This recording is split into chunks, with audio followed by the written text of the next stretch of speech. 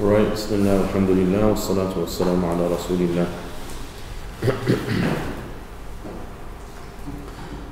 We left off yesterday by talking about the differences between a hadith Qudsi and a hadith and the Quran, which is a topic that we had discussed in Ulum al-Quran already. So I don't think it needed much more elaboration. We're still talking about hadith as it is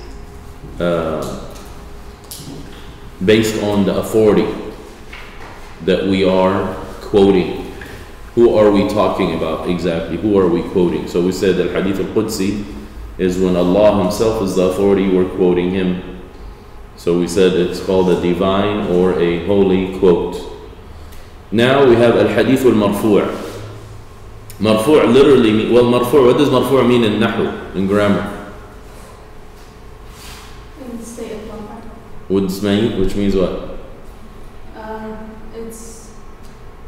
Usually has a Dhamma. Usually has a Dhamma, right? So that's the technical meaning for marfu' within grammar. That's case in point. Remember yesterday we said every field has its own terminology.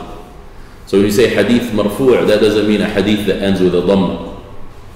Right? It has a specific technical meaning within hadith literature.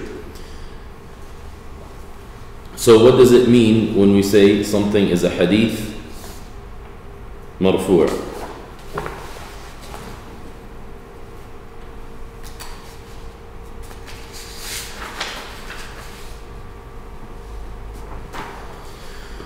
So rafa'a means to raise up. Rafa'a means to raise up. Marfu' means that which has been raised, or that which has been elevated. So Allah speaks about the Prophet ﷺ and He says, وَرَفَعْنَا لَكَ ذِكْرَكَ, which means we have elevated your mention. You are always spoken highly of. Sallallahu Alaihi Wasallam. So al-hadith al-marfu', again, it comes from this verb rafa'a, which means to raise, to lift, or to elevate. So the word marfu' literally means elevated, raised, or lifted up. Okay? And when we define it technically, it is a saying, an action, or a tacit approval attributed to the Prophet ﷺ. Al-hadith al-marfu' is anything that's attributed to the Prophet, whether it is a statement of his, whether it is an action of his, or whether it is a tacit approval of his. قَوْلٌ أَوْ عَمَلٌ أَوْ تَقْرِيرٌ. Those are the three words in Arabic. قَوْلٌ أَوْ عَمَلٌ أَوْ تَقْرِيرٌ. If you have a qawl of the Prophet, a statement of the Prophet, or a amal of the Prophet, or a taqreer of the Prophet, in a quote, that's called hadith al-marfu'. Because the authority is who?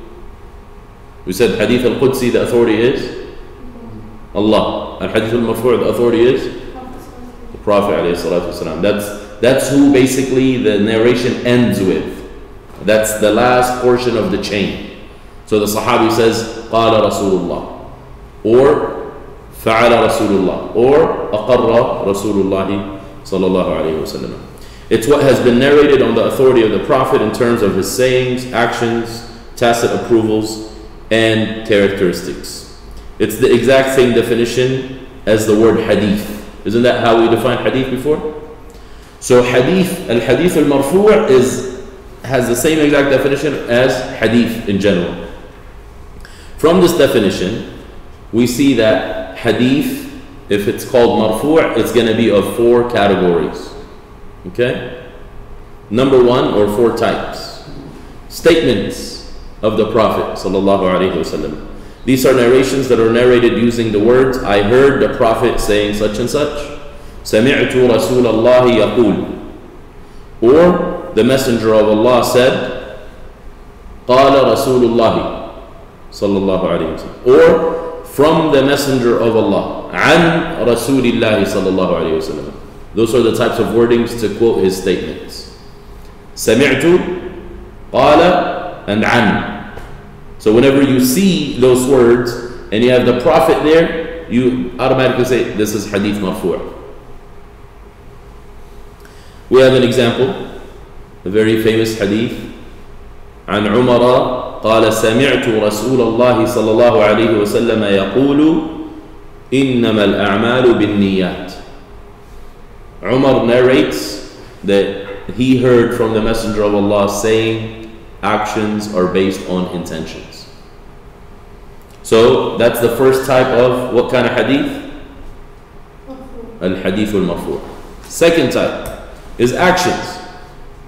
So these are narrations that are talking about the actions of Rasulullah sallallahu alaihi wasallam, narrated using the words, I saw the Prophet sallallahu alaihi wasallam do such and such.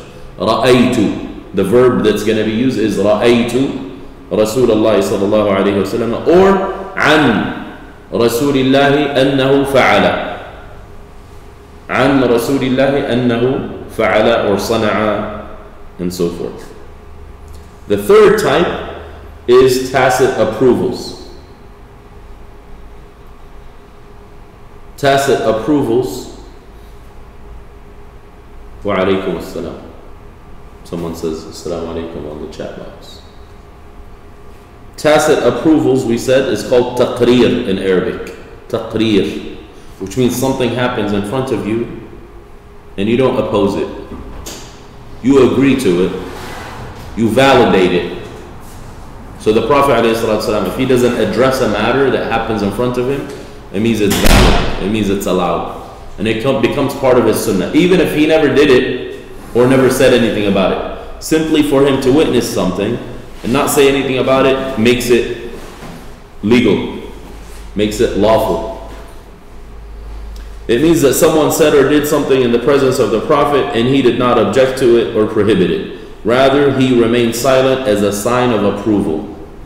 Silence is a sign of approval if you are a person of authority.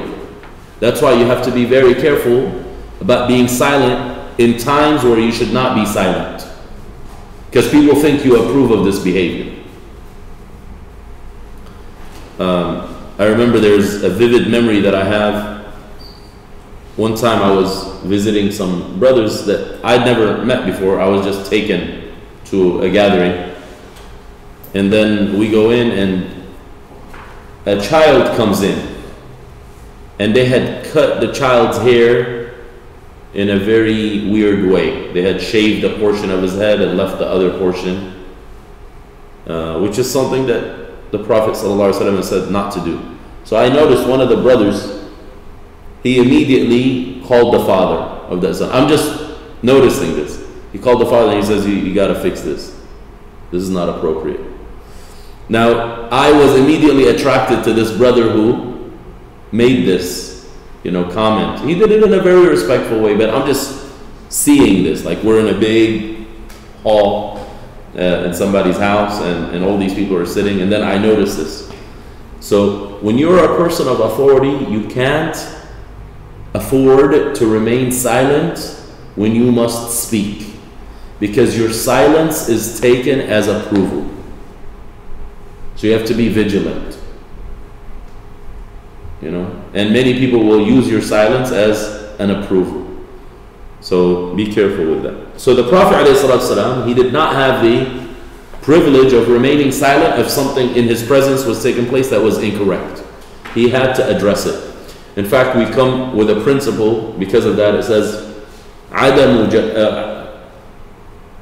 تأخير البيان عن وقت الحاجة, which means to delay clarification from the time of necessity. Delaying clarification at the time of necessity. That's not allowed. So if there was a clarification that was needed, it would take place.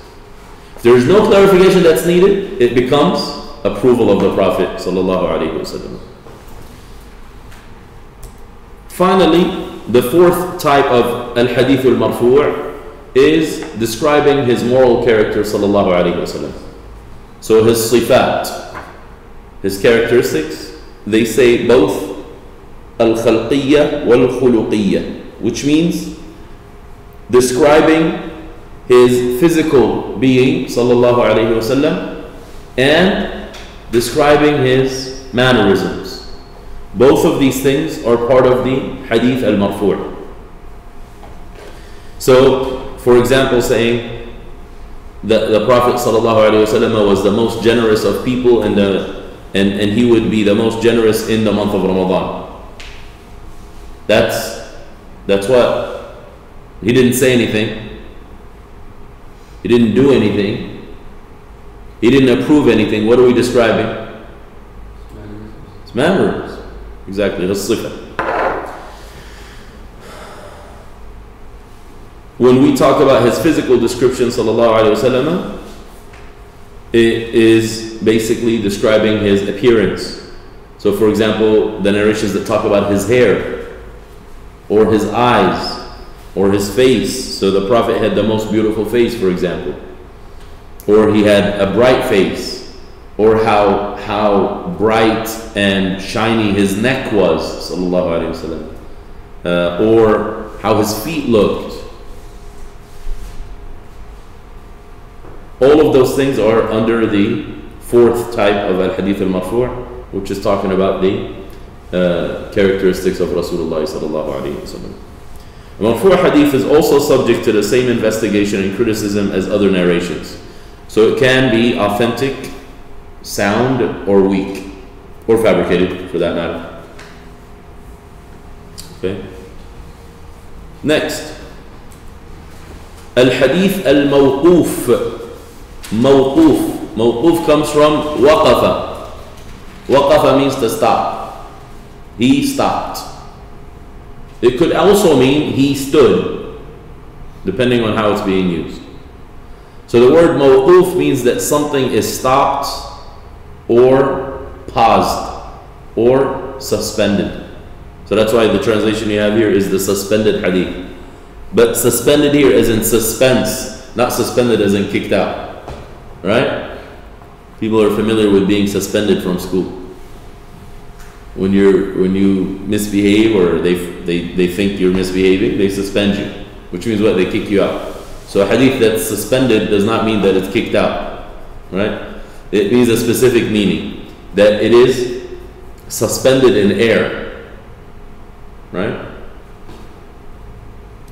Technically, it's a statement, action, or tacit approval attributed to the Sahabi. So who's the authority in hadith al-mawquf? Remember we said these four categories of hadith are talking about what? Who's the authority? So we said al-hadith al-qudsi, who's the authority? Al-hadith al-marfu', who's the authority? Al-hadith al-mawquf, the Sahabi is the... So basically the buck stops with the Sahabi. What does this expression mean, by the way? The buck stops here. Which buck? Do you guys know what that means? You don't know? So I always like looking things up. And since you guys are not showing much excitement, I'm not going to volunteer you to look it up. I'll look it up myself. The buck stops here. Let's see, this one now. Is a phrase that was popularized by US President Harry Truman, who kept a sign with the phrase on his desk in the Oval Office. The phrase refers to the notion that the president has to make the decisions and accept the ultimate responsibility for those decisions. Did you know that? That's very interesting.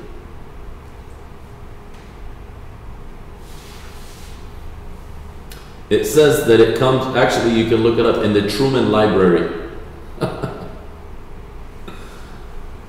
Yeah. It says, the buck stops here derives from the slang expression pass the buck, which means passing the responsibility onto someone else. The latter expression is said to have originated with the game of poker. Oh no! In which a marker or counter, frequently in frontier days, a knife with a buckhorn handle, was used to indicate the person whose turn it was to deal. If the player did not wish to deal, he could pass the responsibility by passing the buck, as the counter came to be called to the next player. Isn't that interesting? Wow. Yeah, so let's not use that then, since it's got to do with poker. The point here is that the authority in this particular narration is the Sahabi. So we'll have a few examples of this. From this definition, we can see that the hadith al-mawquf is of 3 different types as well. The first one is a statement. So we have a statement by Ali ibn Abi Talib.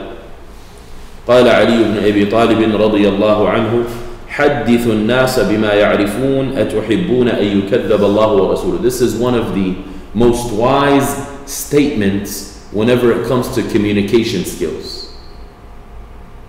Communication is something extremely important for human beings. Your relationships will be successful if you can communicate properly, if you can listen and you can speak in a very good way. So we need to work on that. Many people don't train themselves to communicate properly, and that's why they get into trouble with people that they deal with. What does Ali ibn Abi Talib say? May Allah be pleased with him.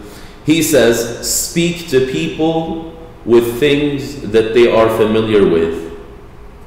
Would you like for them to reject God and His Messenger? Meaning, speak to people on their level. Okay? So you may be saying something extremely beautiful, but the people are not on that level. So you would actually be doing yourself harm by speaking to them. Right?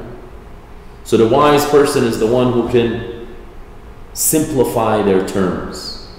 It's not the one who uses very big vocabulary words. What's the point? To impress others?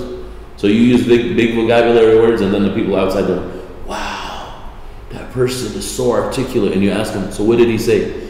I don't know, because I had to use a dictionary the whole lecture and it was too much.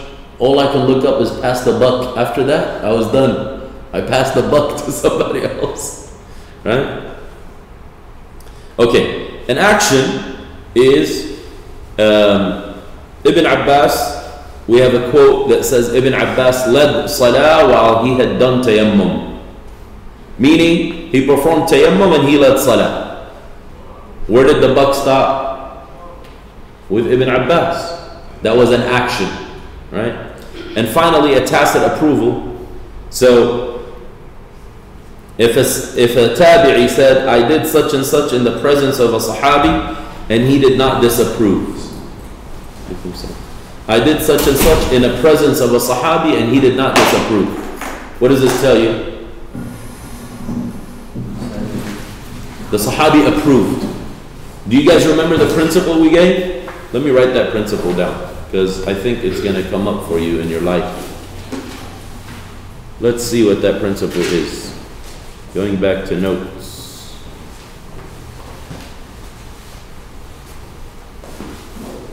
This one now, but we got to do something else here. There we go.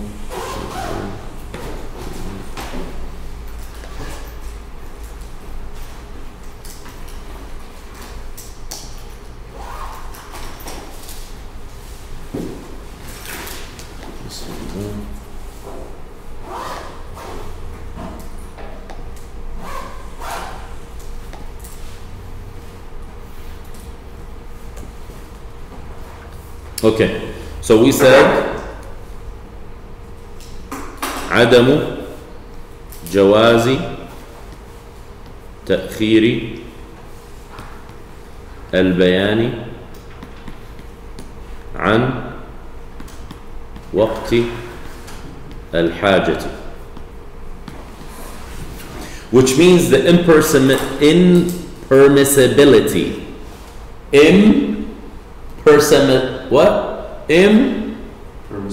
Permissibility of delaying clarification from the time of necessity. I'm not rhyming, by the way, Ahmed. I know that you want to be you want to work for me. So it's impermissible to delay clarification from the time when it's necessary to clarify matters. So when you are a person of authority, you are a scholar, and something happens in your presence, you must speak out. You can't be politically correct. So again, it like conflicts completely with our culture right now. Because in our culture, you can't hurt people's feelings. That's the new principle. Don't hurt anyone's feelings. You always have to be PC. PC used to mean personal computer. In our era, it means politically correct. So, anyway, عدم جواز تأخير البيان عن وقت الحاجة. So the impermissibility of delaying clarification from the time from the time where clarification is necessary. And we said that's the case with the Messenger sallallahu alaihi wasallam. And many of the rules that we have are because of his tacit approvals. So something takes place in his presence and he lets it be. He doesn't address it. If he does not address it, it means this is something lawful for us. It becomes a sunnah. Although he never said it, he never did it. But he witnessed it and he let it go. Now we're talking about a Sahabi doing this. You're like, but I thought the Sahaba were not in places of legislation. Well, the scholars among them are where we get Islam from, right? So a tabi'i would say, I did an action in front of such a Sahabi and he did not address it. Meaning, it's allowed. He gave the green light. Okay?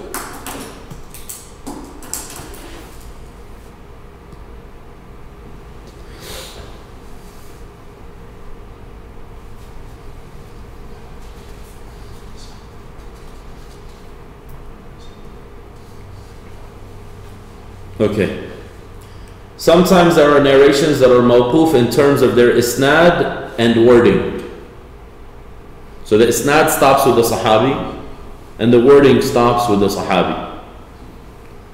However, after looking at it more deeply and further investigation, it's understood that the hadith is actually marfu'a. How? So it ends with the Sahabi.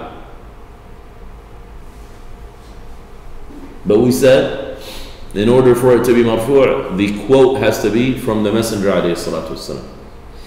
So how does that make sense to you guys? The scholars of hadith have developed some general guidelines to determine which mawquf narrations are actually considered to be marfu'. Okay? Which mawquf narrations are considered marfu'. So these are the principles they gave us. You don't have those on your notes, so you're going to have to write this down. So look at the importance of recognizing the biographies of the Sahaba. It says, if a Sahabi who is not known to have taken from Judeo-Christian narrations, from Judaica or Israeliyat, he narrates something that has no room for one's personal opinion or understanding, it's considered to be marfu'. Meaning they must have heard it from the Prophet ﷺ. So, if a Sahabi says, this particular reward is granted for this particular action, or on the day of judgment, X, Y, and Z will happen, where on earth would they get that from? From the Prophet ﷺ, although they did not quote him. But what's the key? Is that this particular Sahabi is not known to be a Sahabi that was influenced by Judaica. Israeliyat means what? Israeli women, right? What does Israeliyat mean? Anything from the biblical reports. Biblical Talmudic reports. So reports from the Jews and the Christians. This includes information about past events, such as the beginning of creation, and events from the future, such as the Day of Judgment. So sometimes you're going to see a hadith where a Sahabi is talking about things that he has no access to. It's completely ghaib. So where would he get it from if it's ghaib? From the Prophet ﷺ. But he does not quote the Prophet ﷺ. So that's why they said, you look at the hadith and it looks like mawquf. It looks like it stops. The buck stops with the Sahabi. But then when you further investigate it, you're like, actually no. He's actually saying this about the Prophet without quoting the Prophet. Because he's speaking about something that he has no knowledge of except through revelation, and the Sahaba do not receive revelation. The second principle is that if a Sahabi does something that has no room for personal opinion or understanding. For example, Ali ibn Abi Talib performed Salatu al-Khusuf, the Salah of the eclipse, and he performed 2 ruku' in each one of the rak'ahs. Performed 2 ruku' in each rak'ah. So he read, then he goes down for ruku'. Then he goes up again, reads, and then go down for ruku'. Usually we have 1 ruku' per rak'ah, right? So he's doing 2 ruku'. This is an action. Is he allowed to invent an act of worship on his own? So where did he get that from? From the Prophet ﷺ. So although the quote ends with Ali doing such and such, we say although this appears to be marfu' or mawquf, it's actually marfu'. Okay, there's many other examples of this, but these two hopefully will drive the point home. Next is al-hadith al-maqtu'. Al-maqtu'. Maqtu' comes from qata'a, and qata'a means to chop off or to cut. Qata'a, he cut, he chopped off, he severed. Linguistically, again, we said to cut or to sever, so it's something that's cut off. We can also say incomplete. Something is maqtu', means it's incomplete. Okay? Mim, qaf, ta, waw, ayn. Maqtu'. The technical meaning is that it's a saying or action attributed to a tabi'i. Again, this reminds us of the importance of the Sahaba and the tabi'in. And we said tabi'i, what makes them special? Just because they lived after the Sahaba? I want you to tell me what the principle is of who a tabi'i. Who qualifies to be a tabi'i? Anyone who lived after the Sahaba? You're shaking your head. You know something that they don't know. Tell us. What's a tabi'i? Although you weren't in class when I covered this, so I don't know how you're going to come up with this. Except if you got some jinn helping you out or something. Huh? What you got? It's like if you see a sahabi being like you see someone, you saw someone who saw the Prophet. I'm with you. But just by virtue of that? But isn't it like by having a certain amount of iman? Now you gotta have some iman. Because if you're a kafir, does that help you? There was many kuffar that saw the Sahaba. Are they tabi'een? Okay, what else? So iman, that's a given. You gotta be Muslim. What else? Follow them with ihsan. Exactly. They have had to have followed the Sahaba with ihsan. Not every Muslim who saw the Sahaba was a tabi'i. Some of them killed the Sahaba. Khawarij saw the Sahaba. Shia saw the Sahaba, the original ones. Ali ibn Abi Talib put them to the fire. He burnt them. The ones who attributed divinity to him. There was a group who says Ali is divine. So he collected them, threw them in a fire pit, barbecued them. Right? What about the judge? What about what? What about the judge? He killed Sahaba, didn't he? Tabi'een. He killed some of the Tabi'een. Oh, not Sahaba. No, he also killed Abdullah ibn Zubayr. Yes, that's a Sahaba. Yeah. Does that still make him a tabi'i? Or does that have they had arguments about whether he qualifies him for a tabi'i? Yeah, well, I don't think anyone quotes him like as an authority. So tabi'een are authorities in Islam. That's the whole point. Okay? So we said technically an action or a saying attributed to a tabi'i. This narration that transmits the statement or action of one of the tabi'in. For example, we have Al-Hasan al-Basri, who's one of the tabi'in. He said regarding prayer behind an innovator, meaning someone who does not follow Islam according to the way shown by the Prophet ﷺ. This is his quote. He says, "Salli wa alayhi bid'atuhu." you can perform salah, and his innovation is a liability on him. It doesn't affect you. Okay? صلي وعليه بدعته. So that's a statement of a tabi'i, right? So this is a hadith that's what? Maqtu'. You can't say this is something the Prophet ﷺ said. And that's why the scholars differ on this topic. Do you perform salah behind the mubtadi' or not? So they say, number one, it depends on his bid'ah. Some bid'ah takes somebody out of Islam. So you can't perform salah behind the kafir. Right? Some bid'ah does not take somebody out of Islam. So you may perform salah behind this person, as long as they're doing salah right. But what if their bid'ah is in salah itself? Then that's going to be an issue. Another example is a statement of Masruq. He's also a tabi'i. He says, كفى بالمرء علما أن يخشى الله وكفى بالمرء جهلا أن يعجب بعمله. This is a beautiful statement.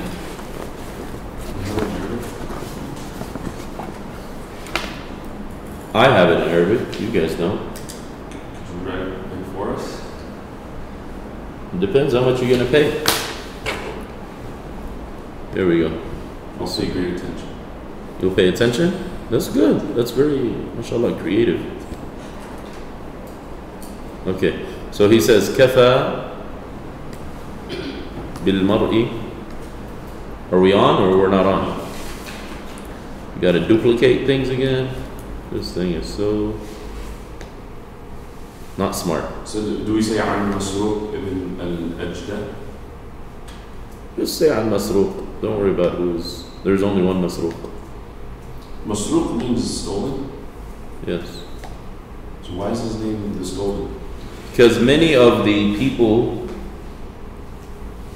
who were of the freed slave class have very funny names. This is just the way they used to be named. So like you have Tawus. Tawus literally means what? A what? A peacock. That's his name. His name is Peacock. That's a nice name. That was Masruq. Masruq. Who else? There's a few names that stand out. Is that Saul or Sin? Kafa, where? Masruq. Sin, Masruq. Kafa bil mar'i ilman an yakhsha Allah. So this is basically a principle about what constitutes true knowledge in Islam. Okay? What is true knowledge? It's not what people think.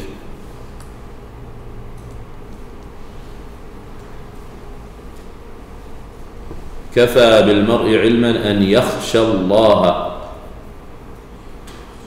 وكفى بالمرء جهلا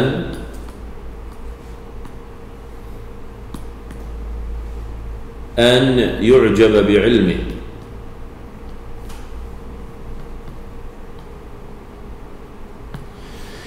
كفى means it is sufficient. It is sufficient for an individual as far as their knowledge is concerned that it will produce fear of God. You have a lot of quotes of the people of the past related to this matter. So Imam Ahmad says, إِنَّمَا الْعِلْمُ الْخَشْيَةِ. He says, knowledge is only fearing God. Even if you don't have too much information. What truly matters is that it produces the fear of God in you. So كَفَى بِالْمَرْءِ عِلْمًا, it is sufficient for a person to have this much knowledge. And يَخْشَى Allah, it produces that they have awe and respect and reverence and fear of Allah. Flip side, وَكَفَى بِالْمَرْءِ جَهْلًا, and it is sufficient of ignorance for a person, meaning a person truly would be ignorant, and يُعْجَبَ بِعَمَلِهِ. I wrote بِعِلْمِهِ, that's incorrect. Oh, actually that's the quote. بِعِلْمِهِ. That he is proud of his information, the knowledge that he has.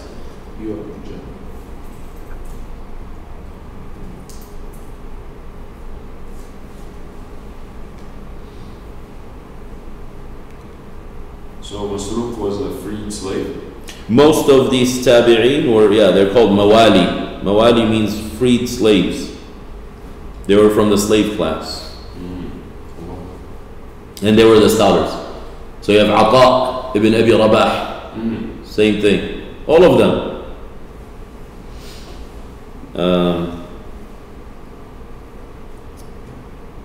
What was Peacock again? Tawus. Tawus ibn Kisan. And again, when you say freed slave class, it means they were non-Arabs. Okay?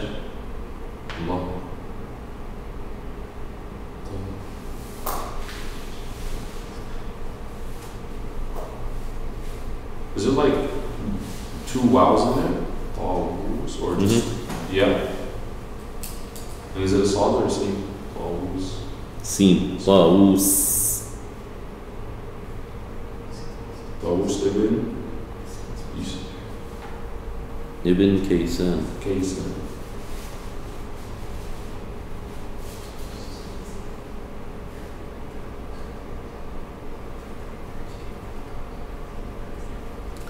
Yeah, it says كفى بالمرء علما أن يخشى الله وكفى بالمرء جهلا أن يعجب بعلمه. That the person is proud and arrogant because of the knowledge he acquired. That's actually a sign of what? Ignorance.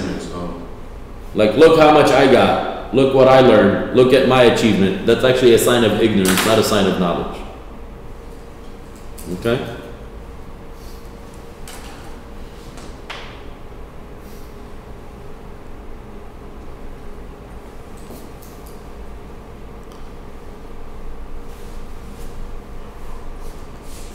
Okay, going back.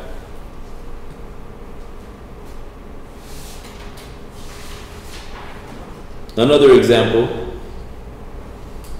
is that it has been narrated that Masruq would draw a curtain between him and his family, and he would start performing salah and leave them alone.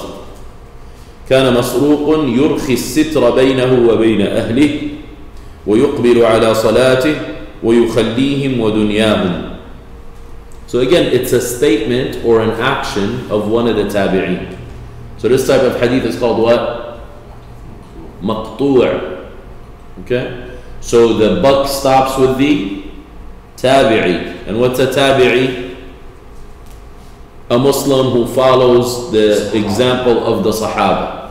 So basically you cannot be a tabi'i and a mubtadi'. Authorities in Islam follow the Sahaba. You can't be a tabi'i involved in an innovation. Okay? Which there's a lot of.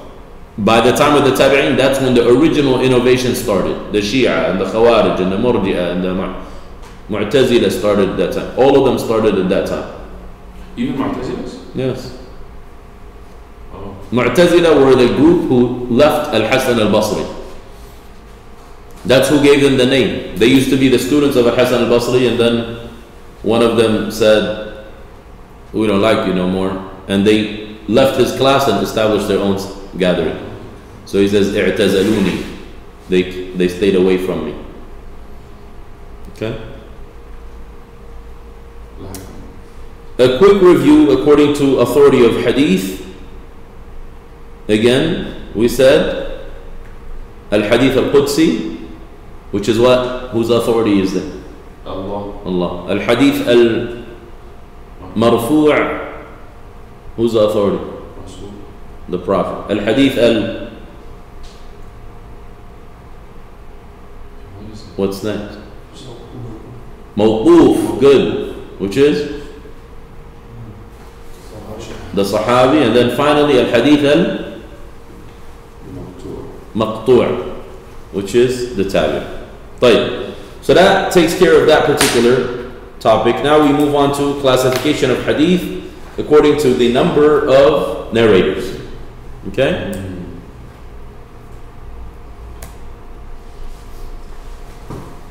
This is a classification that's based on the number of narrators at each level of the chain or the isnad. So how many people in the isnad will give us the type of hadith it is. It literally looks at the number of narrators at the first level, the second level, the third level, and so on until it reaches the compiler of a major collection. So you have al-Bukhari, for example, is a compiler of a major collection, right? So between Bukhari, al-Imam al-Bukhari and the Prophet ﷺ, depending on the narration, there's going to be multiple people. But now, in order for us to categorize any given report, we got to look at each link in the isnad and see how many people are in it. So this is a very technical field of knowledge.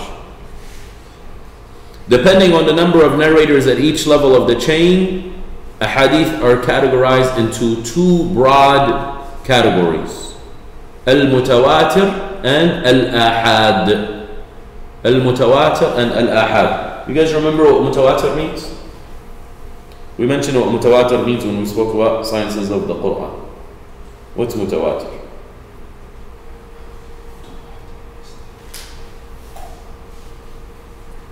Is that the fact that it was narrated by so many different people that it is impossible that they have colluded? That they've colluded to make up a lie or to make a mistake. It was narrated by so many people at each level. At each level. At each level of the isnad. That's key. Right? So linguistically, mutawatir, so the way some translate it as the consecutively recurrent hadith. Consecutively recurrent. So it comes from the verb tawatara, which means to follow in uninterrupted succession. Tawatara. To repeat itself, to continue regularly, uninterruptedly, or to be uninterrupted and unbroken. That's what tawatur means.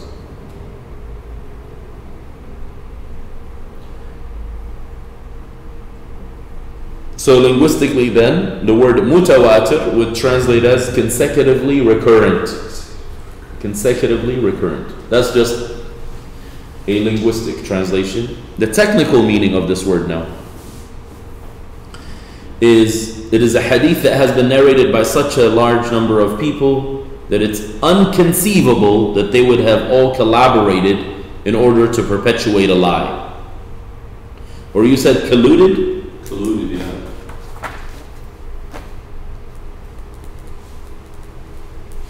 What's colluded? I think it was just the word we used last year.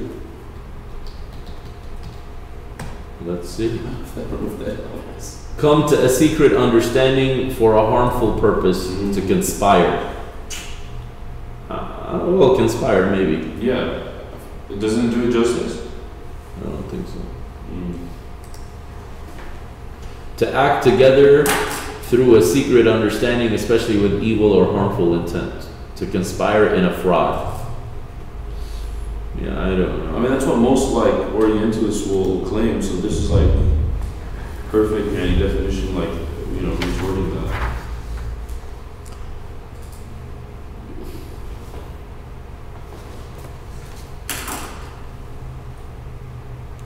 I don't know where I saw it or heard it one time, and some Orientalists would say that like Alif Lam Mim, or like all the chapters of the Quran that would start off with letters. Yeah. That was the initials of those Sahaba or companions who wrote the Mus'hafs. Interesting. Yeah. And that was one of their claims. They didn't have the initial system. That's the problem. Again, this is when you project something that's from your culture to somebody else's. What's Oriental? Orientalist, we said, is the people, the Europeans who studied the languages, the cultures, and the religions of the people of the East. We spoke about them in the introduction to the sciences of the Quran. So those were typically Jewish and Christian folks from Europe, and Europe was colonizing Asia and Africa. So for Europeans, Asia and Africa were considered East, and Orient means the East. So they were studying the languages, the cultures, and the religions of the East. Why? To colonize in order for them to dominate them, not just militarily. They had dominated them militarily, but they wanted to also dominate them mentally and intellectually. And they wanted to ideologically fight with them. It's called the battle of hearts and minds, which still gets waged until today. So like right now, you don't necessarily only have to go in with tanks and bombs. That kills people. But what you want to do is to kill their brains. So you have globalization now. So whenever America goes to occupy a place, they also bring McDonald's there. What's McDonald's? Is it a problem to eat McDonald's? Well, in a lot of these traditional places, McDonald's goes completely against the cultural norms of those places. So then when you have people following your cultural norms, is it easier for you to dominate them or more difficult? Easier, because they will resist less. So in order for you to get into people's psyche, you got to study them. So they put their most brilliant minds to study the people of the East in order for them to be able to dominate them. Now, what does it mean when you study the West? Is there a word for it? Occidental. Occidental, because that's the West. What is Occidental composed of? Like, what makes up that word? So Orient and Occident, East and West. That's the meaning of the word. So Occident has like means West. It just means West. Yes. So again, the definition, the technical definition of mutawatir means that at every single level of the chain, in every generation, there were so many people who narrated the hadith that it's impossible for them to have agreed upon a lie, intentionally or unintentionally. The possibility of this report being false or weak is impossible because of the large number of narrators and the diversity of localities. All these people are in agreement over a particular thing. And they're all quoting it verbatim and not changing it up. That's why we said the Quran reaches us through tawatur. So it doesn't reach us only simply through a piece of paper or a manuscript. It reaches us through mutawatir reports. That's what is of value for us. This large number of narrators is enough for us to declare that the report or the hadith is authentic and it's above criticism. So if we say mutawatir, what does that mean by default? It's authentic. It's the highest level of authenticity. Like the Quran. Like the Quran, exactly. That's why no one challenges the authenticity of the Quran. Typically they'll challenge hadith, but not the Quran. If a hadith is mutawatir, its narrators won't be subject to evaluation to see if they were upright and accurate. This is because in a mutawatir hadith, credibility is given solely to the multitude and the number of narrators. A mutawatir hadith gives the benefit of certainty. It creates certainty. We can absolutely 100% be certain that this is a statement of the Prophet. Sallallahu alayhi wasallam. From this definition, the scholars of hadith say that in order for a hadith to be considered mutawatir, it must meet 4 conditions. What are the 4 conditions of al-hadith al-mutawatir? Number 1, it must be narrated by a large number of narrators at each level of the chain from the beginning until the end. A large number. You're going to say like, so what is a large number? That's the trick. Scholars have differed actually on the exact number of what constitutes a large number of narrators. There is no consensus among the scholars what constitutes a large number. That is something that they have differed on. So there is no specific minimum or maximum given. Some say the requirement is 4 people, and that would give you tawatur. Some say 10, 20, 40, 70, up to a few hundred. All of those things you will see in the scholarly works of hadith literature. It goes beyond, and there's again, so we said you always have to remember that whenever you get involved in a particular science, a particular discipline of knowledge, there's going to be specifics. There's going to be differences of opinion in it. So it's not just one statement. Always remember that. Just because you learn something doesn't mean everybody agrees with that. To inspire certainty and conviction is the basic purpose, and this can't really be linked to a specific number. So that's why there was a difference of opinion. It's like, what gives you certainty? How many people have to come to you and tell you a particular report before you become certain of it? Again, with the rules of verification, and the rules of the person being upright, and the rules of the person being accurate, and so forth. According to some hadith scholars, the most agreed upon number is 10. 10 narrators. Because certainty can sometimes be achieved by a relatively small number. So they say if there is 10 people in every level, at least, meaning this is the minimum amount. If there is a minimum of 10 people in each level of the chain, then that narration is mutawatir. Okay? So that's talking about it's narrated by a large number of narrators at each level. 2, this large number of narrators must exist at each level of the chain. If it dips below this level at any point in the chain, it won't be considered mutawatir. So we said 10 is the minimum number, and it must be maintained throughout the chain. So there has to be 10 sahaba, there has to be 10 tabi'een at a minimum. So let's say I have 10 sahaba, but then actually it doesn't work that way, because if you have 10 sahaba, then it's gonna grow exponentially. But basically I have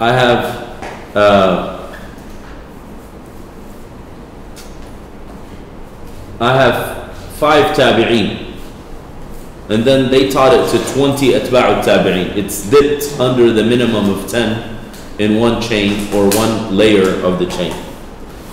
Number 3, the impossibility of all the narrators agreeing upon a lie. And why would it be impossible? Because number 1, it says that there is a large number, and then the different localities of the narrators. And number 4, the basis of the report is sensory perception and not rational thought. What's the difference between sensory perception and rational thought? Sensory perception is things that you acquire through your senses. We also call them empirical. What's empirical? Something you have to either hear, see, touch, smell, Feel. yes. The report is narrated by the narrator saying, we heard, saw, or felt. They can't say my opinion. I think. Yes, can't do that. Right? They have to be quoting something that they heard or saw or felt. If a narration fulfills these 4 conditions, it's considered to be mutawatir. A mutawatir hadith conveys certainty. Certainty in Arabic is al-yaqeen. Al-yaqeen. And that was the topic that we were talking about, right? The other day? Saturday forum? We're talking about yaqeen, right?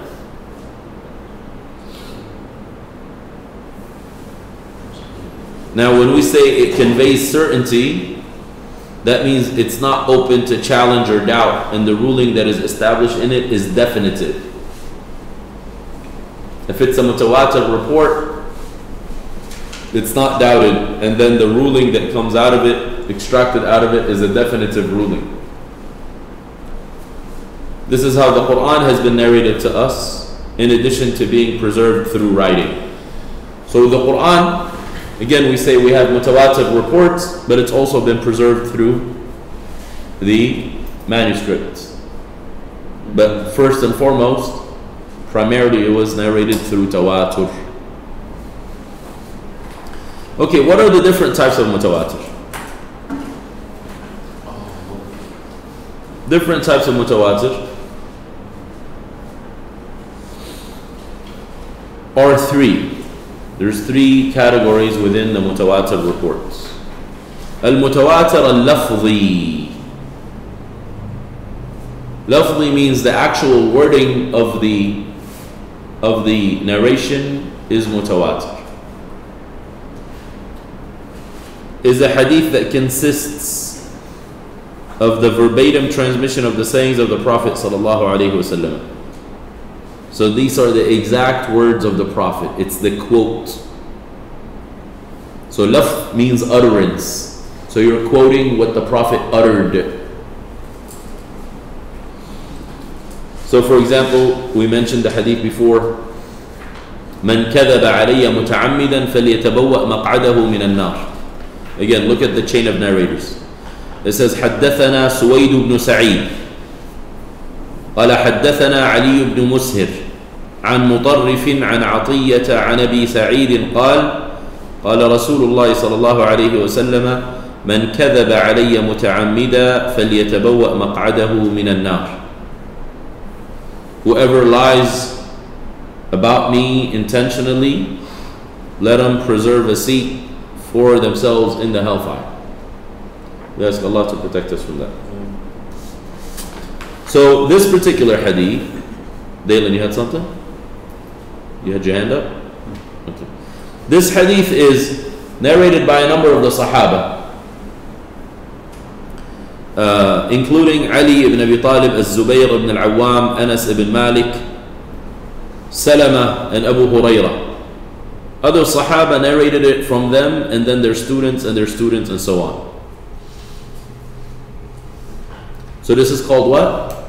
Mutawatir lafzi. So if you were to be asked, give me an example of mutawatir lafzi, this is one of the most authentic reports. What's ironic is the most authentic report speaks about you not lying and forging hadith about the Messenger alayhi salatu wasalam. This is supposed to drive a point home. So that to recognize that what we have in terms of the hadith corpus is pretty solid. Also to warn from anyone making up hadith or sharing fabricated reports. Meaning before you quote hadith, you better be careful. You have to do investigation. You can't just say, I heard a khatib say it. It's not sufficient. I read it on a text message.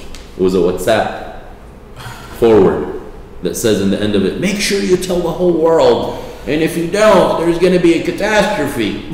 If you forward anything that ends with that, it means you got played for a fool. Okay? Do not forward anything. The rule in Islam is don't forward, except if you're certain that Allah and His Messenger said it. So you got to investigate. And Allah is not going to punish you for not forwarding something. Anyone who makes that claim, again, is speaking not out of their brain, out of another body part. Alright? Because the reality is, we can't say for sure that God will punish a particular person for a particular action or for lack of an action, except if Allah told us He's going to do that. So did Allah anywhere in the Quran say, if you don't forward a WhatsApp message, you'll burn in the fire? No. So if somebody tells you that, you can rest assured that they're making that up. Okay? The punishments are laid out already, so nobody can come to you and say, brother, you know, if you don't wear a particular article of clothing, there's this punishment for it. It's like, where'd you get that from? I just made it up, please. Another hadith is كل مسكر خمر وكل خمر حرام. Every intoxicant is wine and all wine is forbidden. Khamr means wine specifically, but then any intoxicating product, whether solid, gas, or liquid, becomes or has the same ruling. Okay. Khamr also is the same root for the word khimar, which is the head cover. A head cover is called a khimar, not a hijab. Please, you guys are learning right now, do not call the scarf a hijab. Hijab is the entire package. Okay? The scarf is called what? Khimar. Even if people don't know, you educate them. It's not called himar. What's a himar? Himar is a jackass. Okay? It's a donkey. Right? So it's a khimar with a kha, not a himar with a ha. Yes. Can you just go over the tashkil on the hadith? كل مسكر خمر وكل خمر حرام. Sukun on the mean. Yes. Khamr has a sukoon on it, yes. On the meme.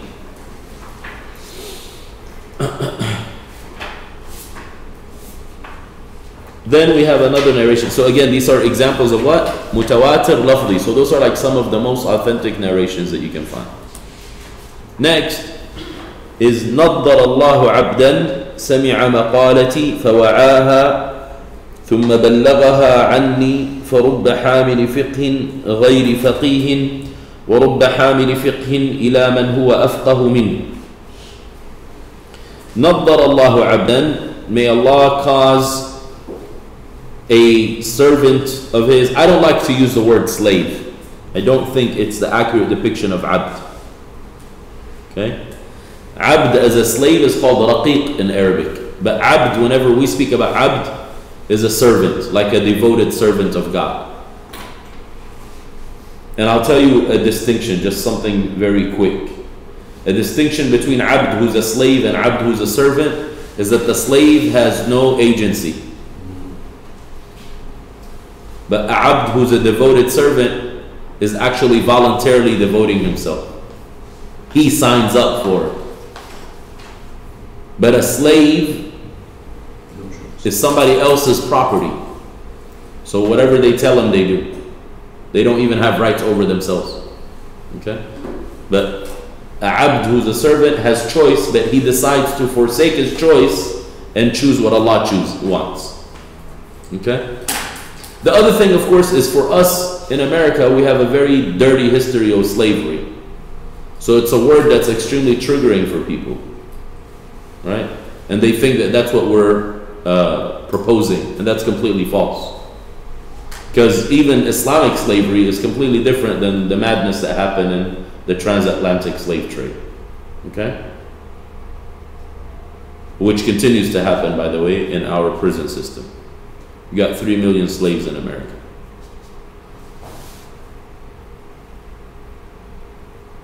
So this narration says, نَضَّرَ اللَّهُ عَبْدًا. Nadara means, may Allah illuminate, literally. Nadara is for the person to be bright and to be full of light.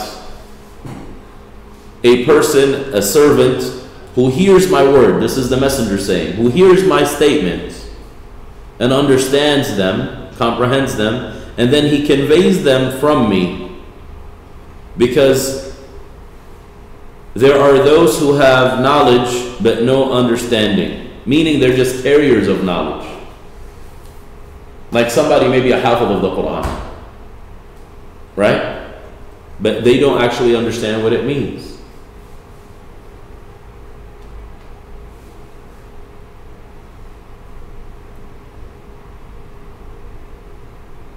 Oh, here we go. We have a nice article here. Says slave, servant, or what? That my friend here is bringing up. And it's in I Magazine. So I haven't read this. But I'm hoping that my friend is trustworthy and he's not leading us astray. My friend, please ensure that you're not leading us astray. Let me just go back to the conclusion here and see what he's saying.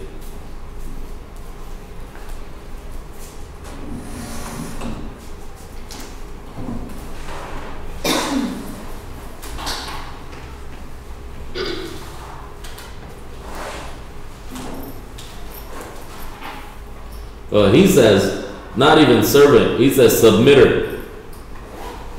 Okay. Yeah, because he says servant gives the connotation that the one who's being served is benefiting from his service. Actually, it doesn't, not in the English language. Because one of the meanings of servant is a devoted slave. I mean, look, if if you look up the word in English, servant, a devoted and helpful follower or supporter, a tireless servant of God, right? This is exactly what Jesus asked people to be, right? He says, "Man ansari ila Allah." Says a person who performs duties for others, especially a person employed in a house or domestic duties as a personal attendant. That's what most people think of a servant. But then it says a person employed in the service of a government. That's why politicians are called public servants. You guys are saying something? And then we said a devoted and helpful follower or supporter. Anyway, you can read that article for whatever it's worth, because he does bring out some history, it seems.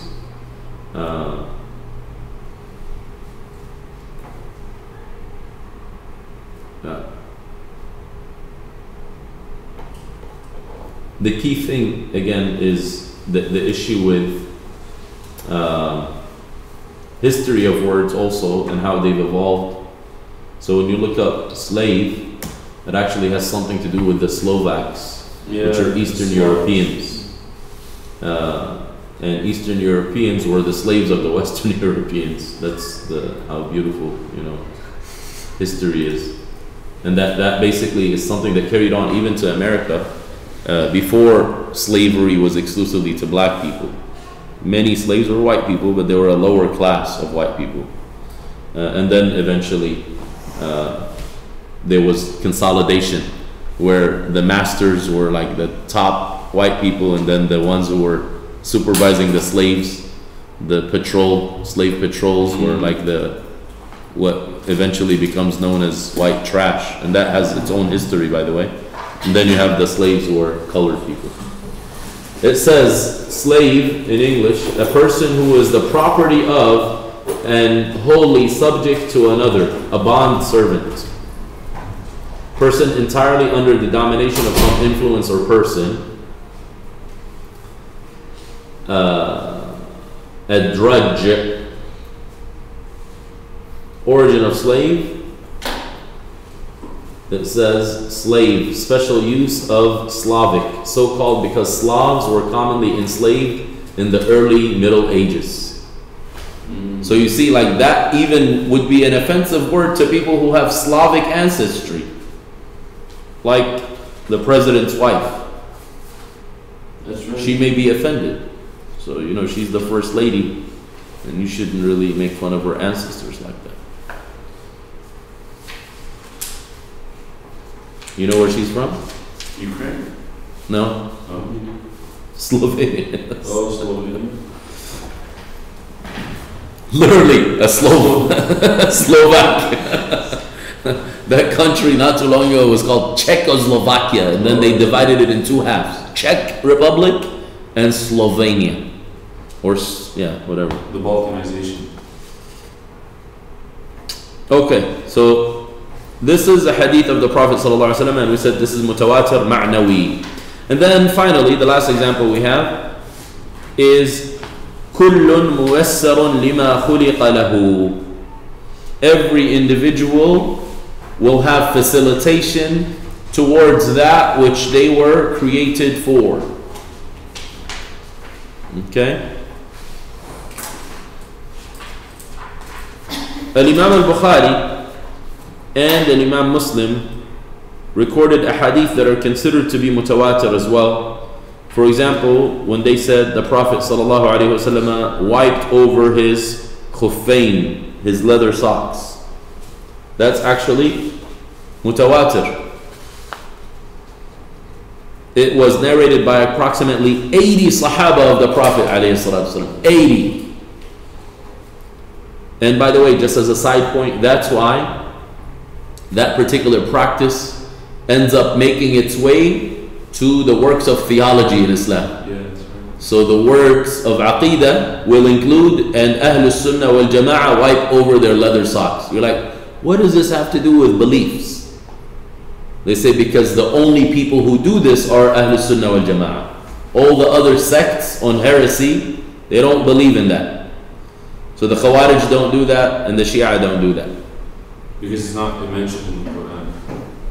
Is it because of the fact that the Quran specifically says, or at least they have to take one. They reject what the Sahaba brought. That's why. It has nothing to do with the Quran. No, but wouldn't they say that their reasoning for that is because in the Quran it says غسل الرجلين? No, it doesn't say. It says وَامْسَحُوا بِرُؤُوسِكُمْ وَأَرْجُلِكُمْ. There is no ghusl. Yeah.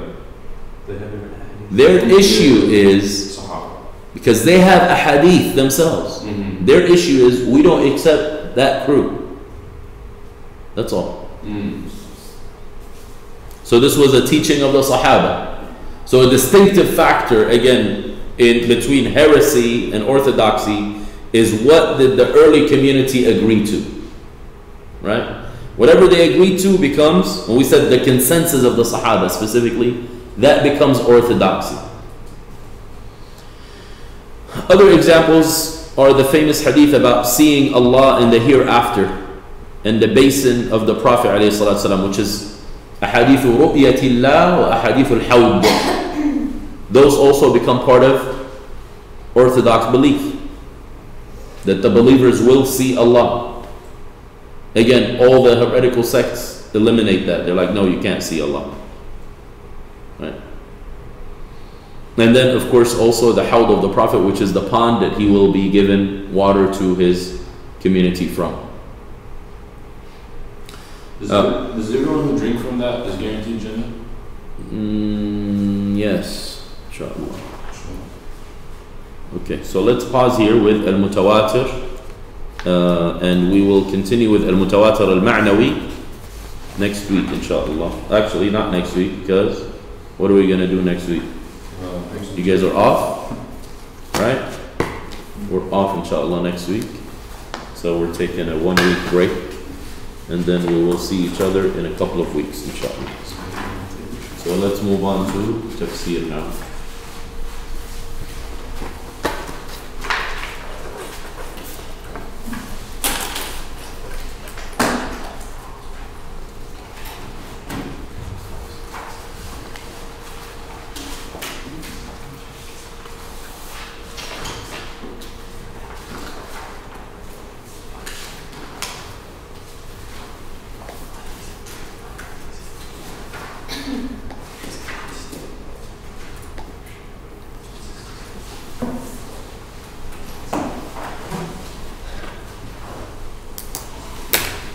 Okay.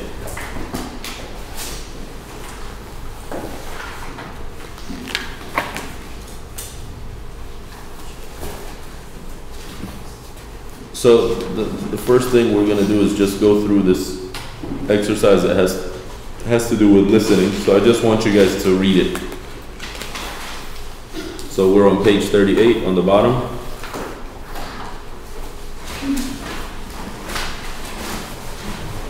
Go ahead, Muna, read for us, please. Tadrib al-Sadis. We finished al-Khamis, did we not?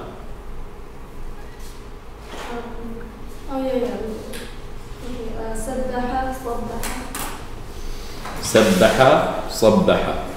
Everybody should repeat. Okay, Nadine, next. Sarah and Sarah.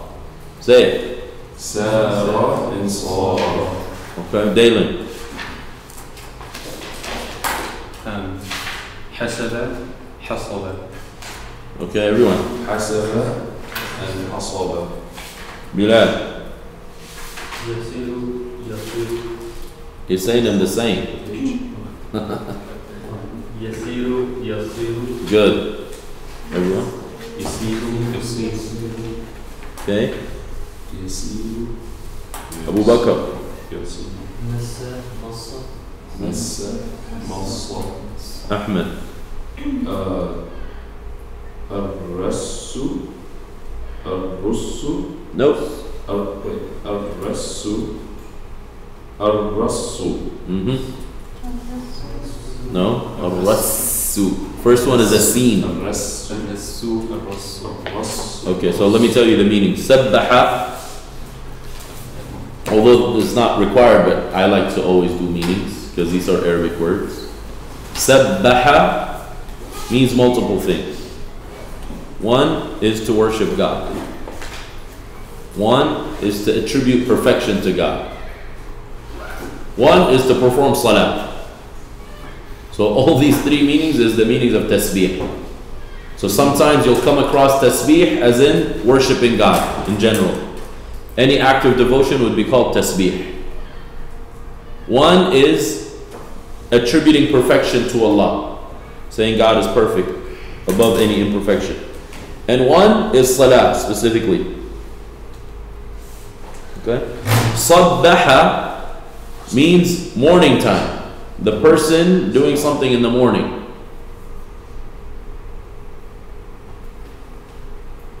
Past tense. All of these, again, the default ruling is fi'l madi. All of them are fi'l madi. Sara. Sara means he walked. Sara, he became.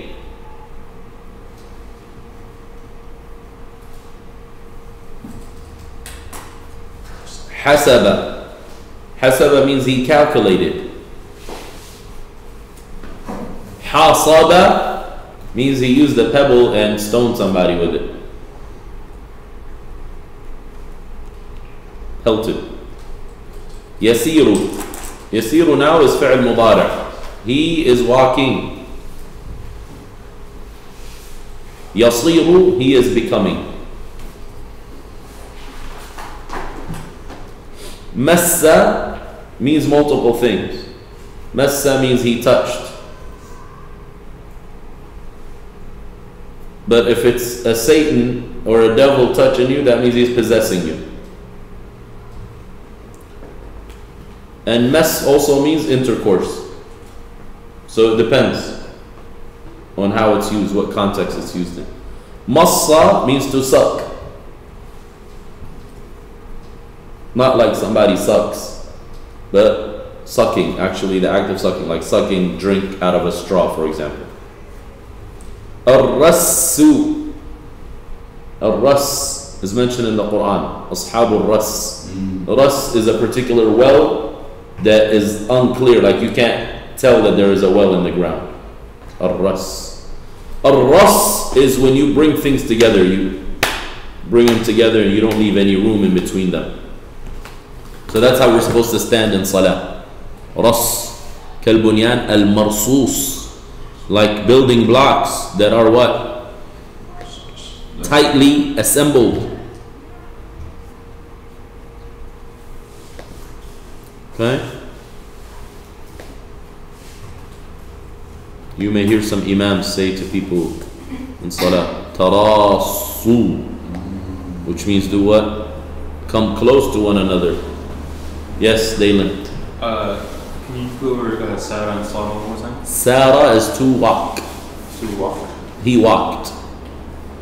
And Sara, he became. So Sarah, we get this word, Sira comes from that verb right there. Sara yasiru, which is how he walked in life. So their life. Okay. Next. So these are, for the most part, the same words. Go ahead, Muna, read for us. What does it say? Tell us what that means. Listen to the following words. Mm-hmm.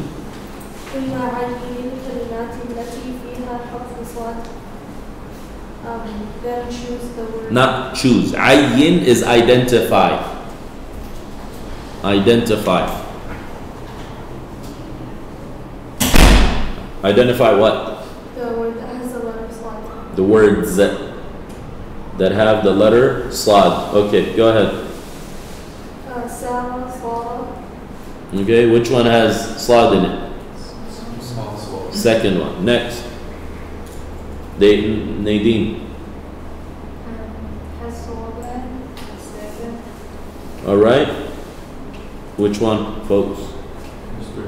First one. Haslaba and hasaba. Again, the reason behind those exercises is most people confuse those two things. If you notice Ahmed earlier, he was asking, Masruq, does it have sin or sad? Tawus, does it have sin or sad? Because people don't hear them properly and people don't say them properly. Right? So you got to train your ears for them. Next, Ahmed. Hislanun and Hisan. Hisanun and Hisanun. Which one has the sad in? Hislan. What does Hisan mean? Horse. Horse. What does Hisan mean? Beauties. Beauties, feminine. So you're talking about, so you say these ladies are beautiful, you say Hisanun. So it's conjugated. Is that what that is? Yeah. What do you mean conjugated? Like. Oh, it comes from Hasan. Hasan is beautiful. Right. Oh, so that's not like. Hisan here is for plural. Plural feminine. Next. Dalen. Massa, Massa. What does that mean? Said Massa means to suck and Massa means to touch. Right? Which one has the sad? Massa. 5. Abu Bakr. Which one has the sad? Second one. So what does salaba mean? Salaba means to steal something from somebody. By force. Doesn't have to be force. And salaba means to crucify somebody. Put him up on a stick. Crucify him. Alright, last one. Read the instruction, Bilal. Not kalimat. هل في الكلمات not كلمات كلمة.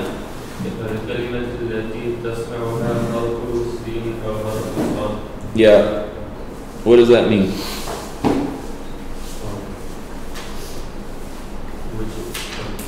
Which words have seen or sound?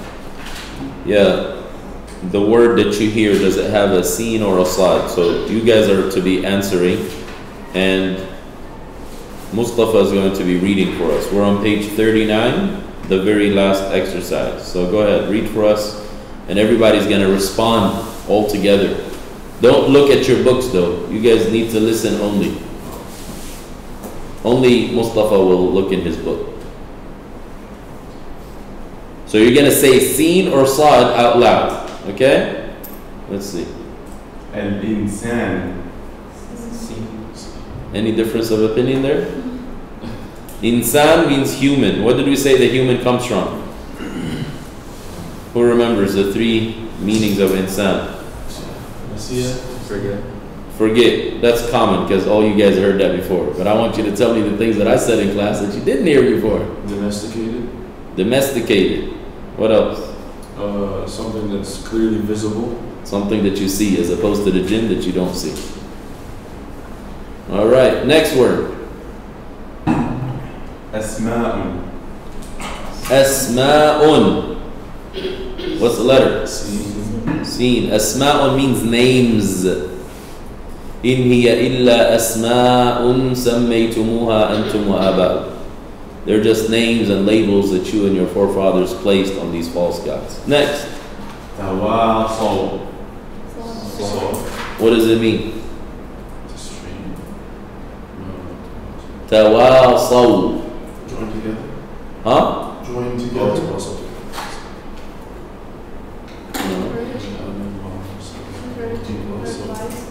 Encourage. Sincere advice. How about instruct? You got to give it more power. Wasiyya. Wasiyya means commandment. Right? So they command one another. You don't just tell them, yeah, I think it's a good idea for you to do this. No, you don't do that. You say, if you don't do this, you're going to be in trouble with Allah. You can do it in a nice way. Doesn't mean you got to be rude about it. But it's not like you're going to give somebody the option. It's like, yeah, actually, you can perform salah if you'd like to, and you're a bit shy. No offense here, but like if you want to worship Allah, feel free to do so. Don't do that. It's if you don't worship Allah, we're gonna all be in trouble. So, okay, next word. Khusrun. Seen, right? Khusr means loss. Loss. Okay, next. Siratun. No, you're not saying that right. Siratun. Yes. Sirat. This is a brother that works for IOK, mashallah. Our police officer. Sirat. What does it mean? Huh? No, that's sur. What's sirat? Path. Right? Next. المستقيم. Seen. What does it mean? Mustaqim. Straight, balanced. Okay, last one. نستعين. What does that mean? We seek aun. Aun, which means? Help. Seek aun means we seek help, assistance. Alright, Bismillah. Flip the page. Next chapter. So you guys owe me the homework for lesson 3 now. You owe me 3 homework assignments for Arabic.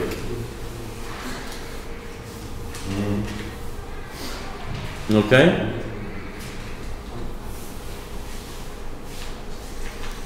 Who would like to read for us? All of you guys are going to read. Dalen, you can start reading.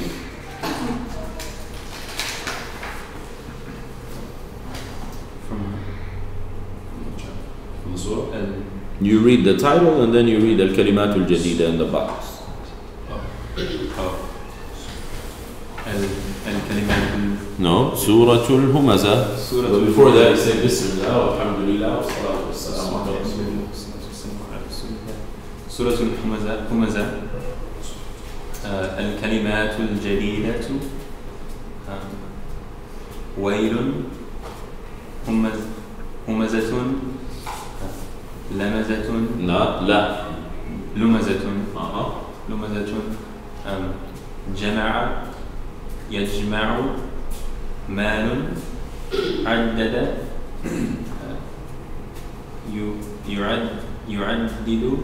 يعدد حسب يحسب أخلد يخلد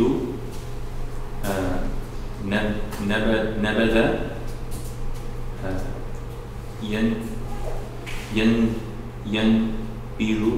ينبذ الحكمة أدرى يدري نار موقدة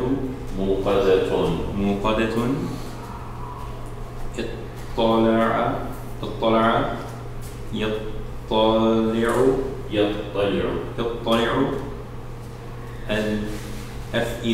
الأفئدة مقصدة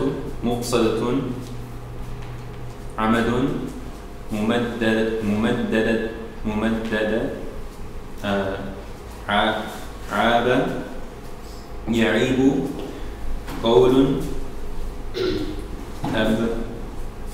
أبقى يبقي رمى يرمي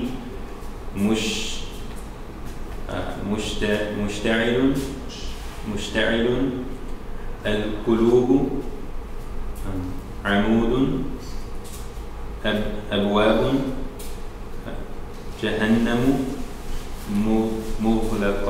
مغلقة Nadine?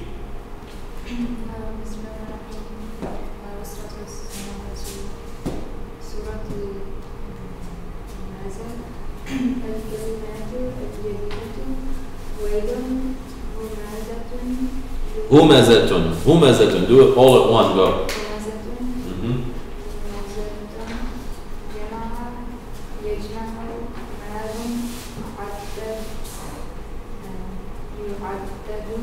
عدد يعدد حاسبا يحسب أخلد يخلد نبت ينبذ not حطامة الحطامة الحطمة. You got to do it all in one go. Don't take a break in the middle of the word. It's not working. الحطمة. Better.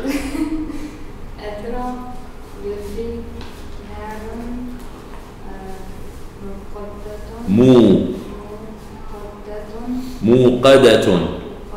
Nope. موقدة.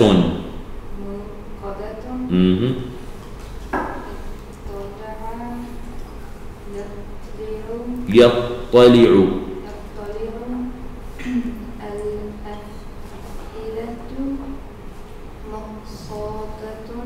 مؤصدة.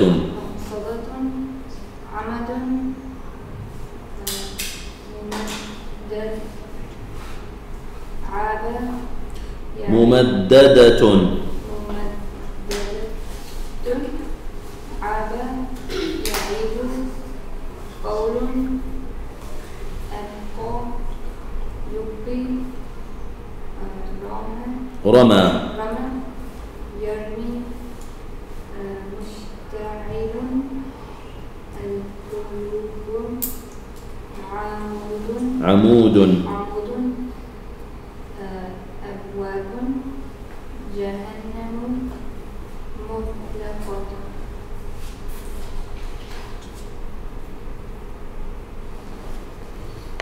Okay, Abu Bakr.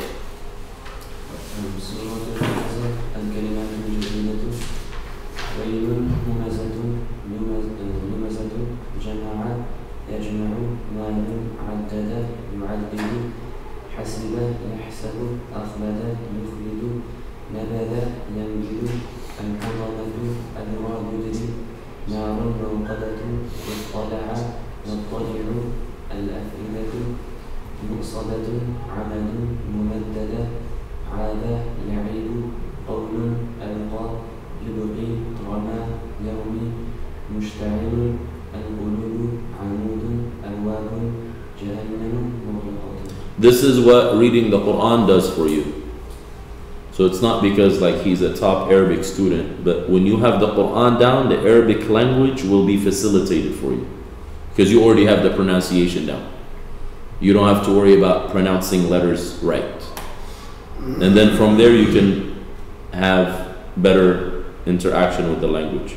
That no longer becomes a barrier between you and the language. So that's why we remind and recommend the students who are interested in studying Islam, you must get your Quran recitation down. It would be a shame if you're speaking on Islam and you don't know how to read the Quran. So that's a priority. So keep that in the back of your mind. I will always remind you to do that. That is a prerequisite. Now, of course, it's not a prerequisite for us in our program. That's something you're supposed to do on your own time. But I'm not going to tell you, feel free to do it. What I'm going to tell you is, I highly encourage you to do it. Okay, Muna. سورة الهمزة الكلمات الجديدة ويل همزة لمزة جمع يجمع مال عدد يعدد حسب يحسب أخلد يخلد نبذ ينبذ الحطمة أدرى يدري نار موقدة اطلع يطلع الأفئدة مؤصدة عمد ممددة عاد يعيب قول أبقى يبقي رمى يرمي مشتعل القلوب عمود أبواب جهنم مغلقة. نعم مصطفى. بسم الله.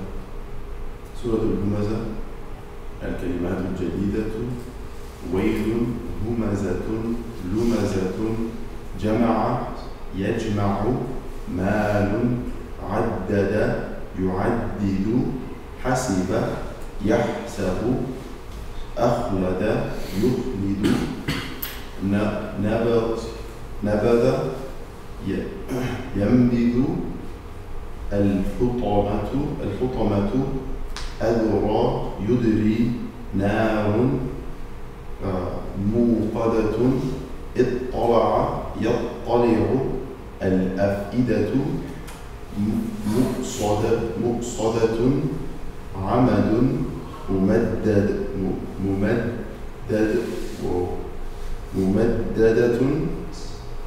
عاب يعيب قول أبقى يبقي رمى يرمي مشتعل القلوب عمود أبواب جهنم مغلقة. بلال. سورة الهمزة. الكلمات الجديدة: ويل، همزة، لمزة، جمع، يجمع، مال، عدد، يعدد، حسب، يحسب، أخلد، يخلد، نبذ، ينبذ، الحطمة، أدرى، أدرى، يدري، نار، موقدة، اطلع، يطلع، الأفئدة، مؤصدة، مؤصدة. مؤصدة، عمد، ممددة، عاب، يعيب، قول، أبقى، يبقي، رمى، يرمي، مشتعل، القلوب، عمود، أبواب، جهنم مغلقة. أحمد. بسم الله الحمد لله والصلاة والسلام على رسول الله. You still have that book? You guys are still doing it? Yeah. No, I just still have it in my bag. Okay. سورة الهمزة. ويل، همزة، لمزة، جمع، يجمع، مال، عدد، يعدد، حسب، يحسب، أخلد، يخلد، نبذ، ينبذ، الحطمة، أدرى، يدري، نار، موقدة، اطلع، يطلع، الأفئدة، مؤصدة، عمد، ممددة، عاب، يعيب، قول، أبقى، يبقي، رمى، يرمي، مشتعل، القلوب، عمود، أبواب، جهنم مغلقة. Okay, Surah Al-Humazati. Surah Al-Humazah. So I don't think I'm going to get too deep into this right now because we only have a few more minutes. But this particular surah, just to give you a general idea, it's talking about social behaviors, ill behaviors, and the product of folks who behave in such a fashion. So it basically has to do with slander and gossip and backbiting and speaking ill of others and ridiculing them and mocking them. And this is something that is not acceptable in Islam. A few days ago, I think it was yesterday, we were speaking about how mockery of God and the sacred rights of God is not something that is to be taken lightly. And Sheikh Farhan actually posted something that I would like to read to you in relation to what we were talking about yesterday, and we will end on that note, inshallah. So let me read it for you, and I recommend that you guys all read it, and if you have social media, you should post it as well. Okay? So this is what it says. At a time where extreme liberalism and secular ideology has eliminated any remnants of the sacrosanct, which is the sacred, it is the responsibility of religious leaders to remind people to honor and revere God and what He has made sacred. One of the hallmarks of the people of faith, God consciousness, and religion is love, honor, respect, and reverence for the divine and religion. God, His prophets, scriptures, rituals, and religious symbols are considered to be sacred and should not be subject to mockery, ridicule, derision, even if done in jest. or good faith. I don't agree with good faith because I don't see any good faith in contradicting faith. God says, all this is ordained by God. Anyone who honors the sacred ordinances of God will have good rewards from his Lord.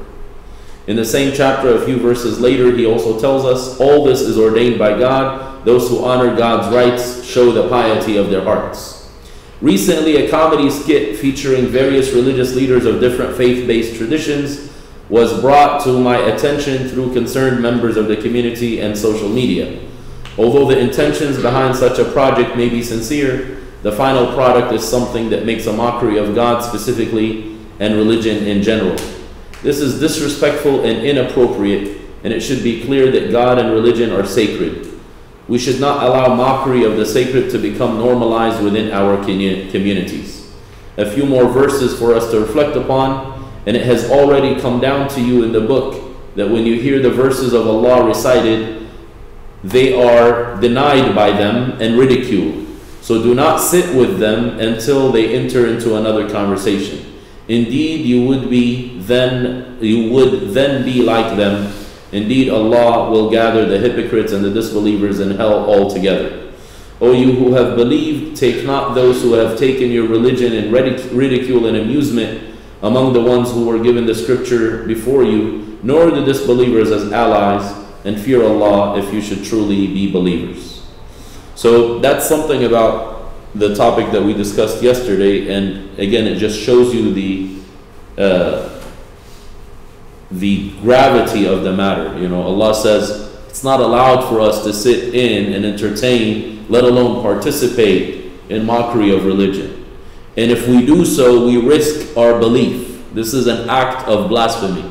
Not just saying blasphemy, but sitting down and approving of blasphemy, or worse yet, participating in it. So this is not a choice for a believer. A believer will not be comfortable in that particular situation. So anyway, just wanted to share that. And our time is up, so we will meet inshallah after vacation. سبحانك اللهم وبحمدك أشهد أن لا إله إلا أنت أستغفرك وأتوب إليك.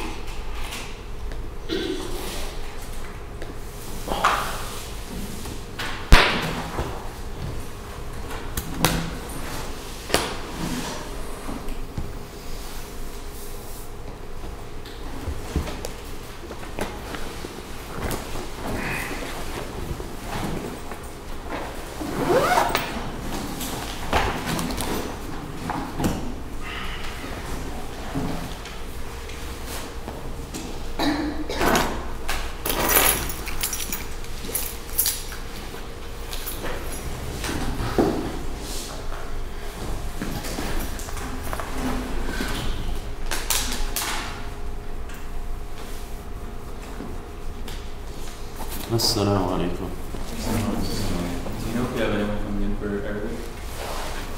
Let me check if I got any messages.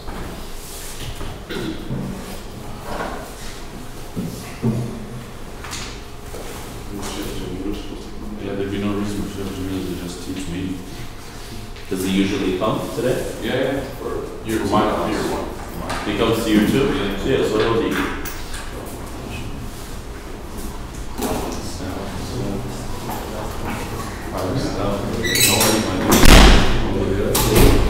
I'm so glad you came. When I saw there was like 4 people in here, I was on the These are called, I think,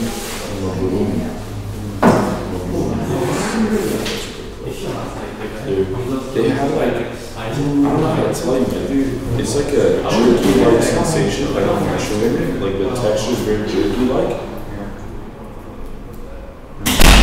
You know what I'm saying? But then it's got like notes of Kind of honey notes. yeah, honey, caramel, like coffee combo. Do you want to try some dates from Saudi? Mona and Didi? Go ahead. When did you go? I didn't go. So some guy wants me to maybe sell these. Why? Here, girl. Okay.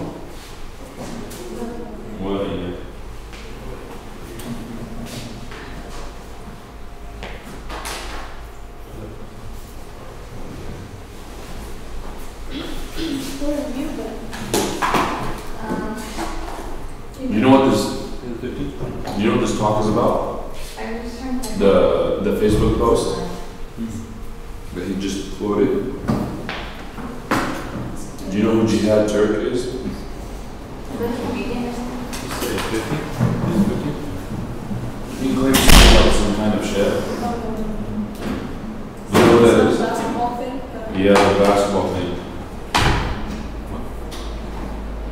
So there's this some guy from like LA. He's like really well known in LA. They have a very liberal mindset. So one of their like supposed shuyukh or something, or chaplains or whatever it is, his name is Jihad Turk. So Sarah Silverman basically grabbed a religious leader from like 5 major religions, and she made them all play basketball. Her representing atheism, some lady representing Christianity, some dude representing Judaism, and then one guy from Hinduism and another from Buddhism, and then Imam Jihad, he calls him something now, or I don't know if he's referred to as that. But Jihad Turk, I don't even know if he says that as well. But anyways, Jihad Turk, he's supposedly representing Islam. So they all play basketball. I says, what? Whoever wins, they play horse. So you know horse, you have to, so if a player makes a shot from one spot, you have to follow. So the winner, that would be the truest religion.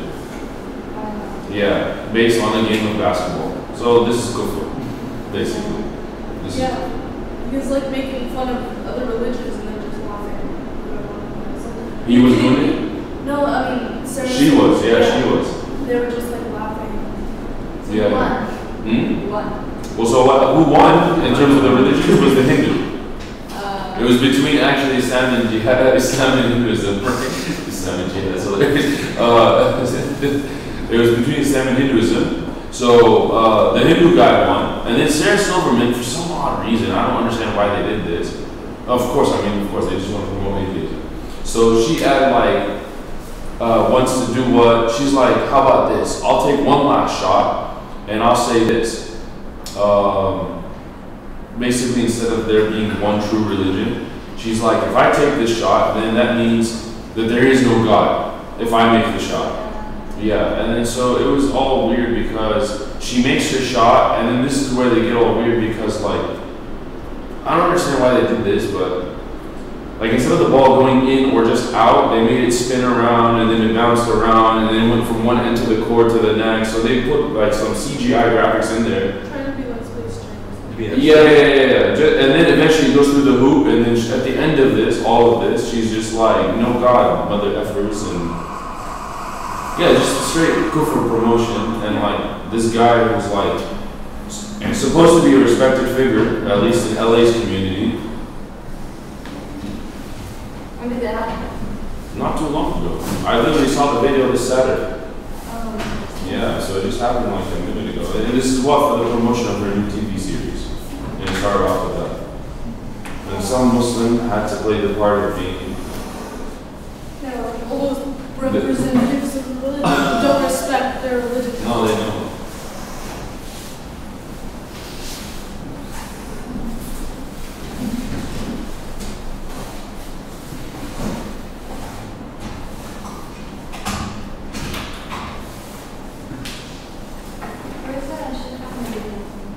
Ahmed Billu?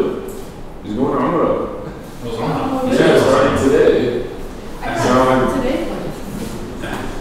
You know what goes great with coffee, sisters? Here, grab fruit. There's a very specific type of thing. Just one? Yes. Oh, no worries. Yeah, these are from Saudi. Yeah. From Medina. Oh, I still have my passports. Oh, you do? Yeah. Oh, when we went? Yeah. Nice. Really? Well, no. We killed that. I mean, like, we basically. I went to Hajj. Oh, you went to Hajj as well? Oh, I got nice. them. What is it? Yeah. I'm sorry? That's what happened for Hajj. Okay, so you got the Arab from Hajj. Yeah. Nice, so you went to Umrah and then you followed up Hajj? Yeah. That's so awesome. Yeah, it was. With the IOK group, right? Yeah. And you guys got stuck like 3 hours or something, trying to go somewhere, and then you ended up just going We back? didn't go to the Hajj. Muzdalifa, that's right, that's right. Because we got stuck. Yeah. Oh, man. It was okay though. It was fun. Alhamdulillah. Thank you for the video. Yeah, no.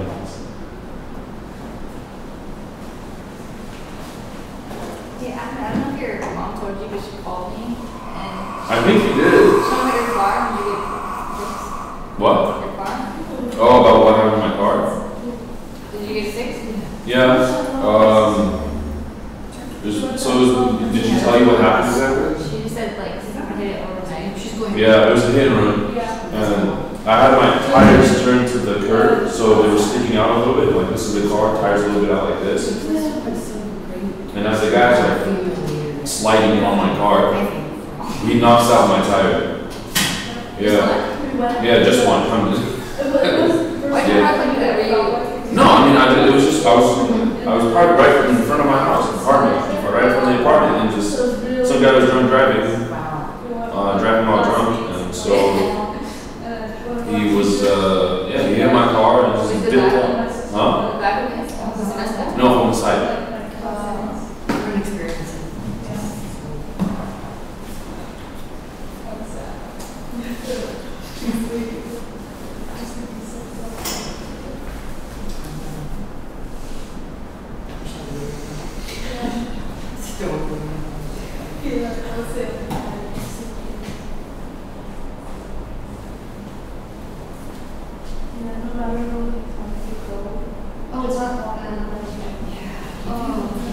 So he hit it, then you don't see it that well. See the tire? Yeah, so the car was literally, the only thing that was in the stand was the fact that the tire was still inside, under the car, holding it up. Yeah. Left. And he just hooked So it. you made your car really hard. Oh yeah, really hard. Yeah, this, like, I mean, it's all kind of damaged over here. So you can see that's my car was under. Is it like Yeah, it got some dents and everything. My sister's done it a lot. Really? Yeah, Are you but, getting it? Did you fix it? no, so we already fixed it. It's just the dents. I'm not gonna take care of that. That's not worth it. Yeah, I was parked in front of my mom's. I mean, in my mom's apartment complex, and someone stole my car battery.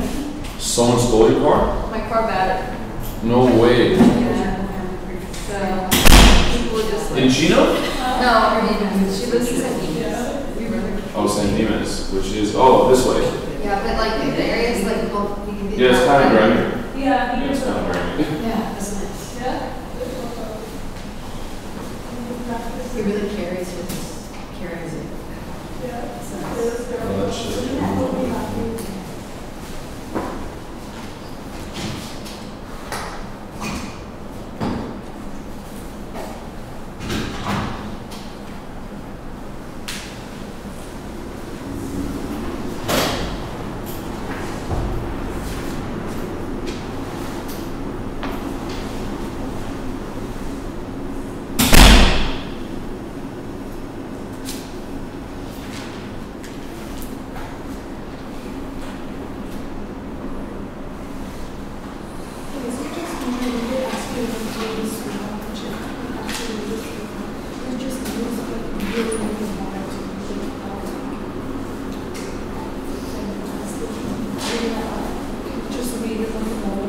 Do you find that hard too? I didn't have it right in class because I couldn't believe it here.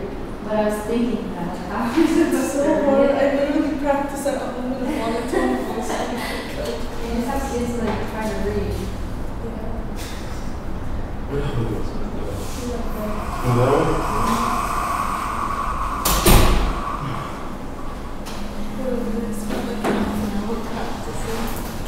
It's hard, yeah. Because it's just sit. Once your kids are just can like prepare the honey or the package, yeah, try to do that.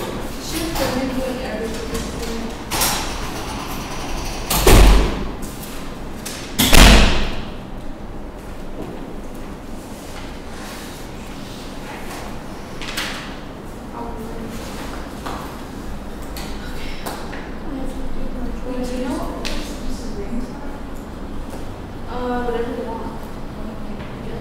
I think everyone's having sweets. Probably.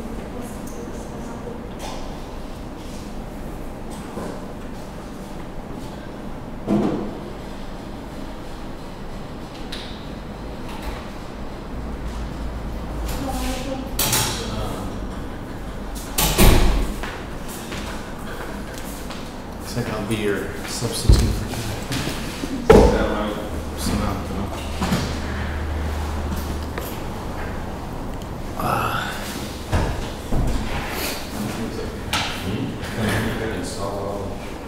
Use it.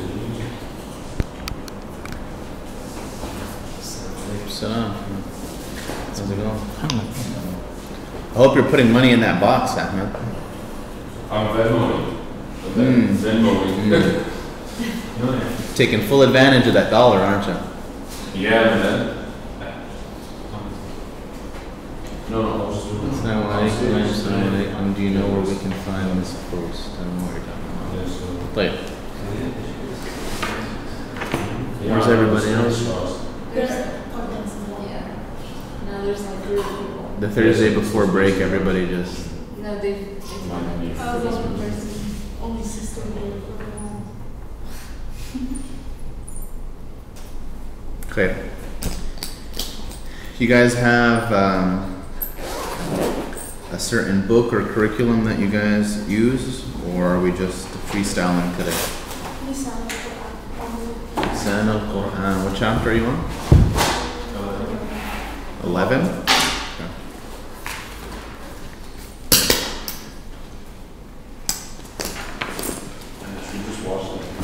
Do we need to review everything up until this point? You want to do a summary? Or are you guys pretty confident? Nice? That would be nice? Alright. طيب. Let's do that.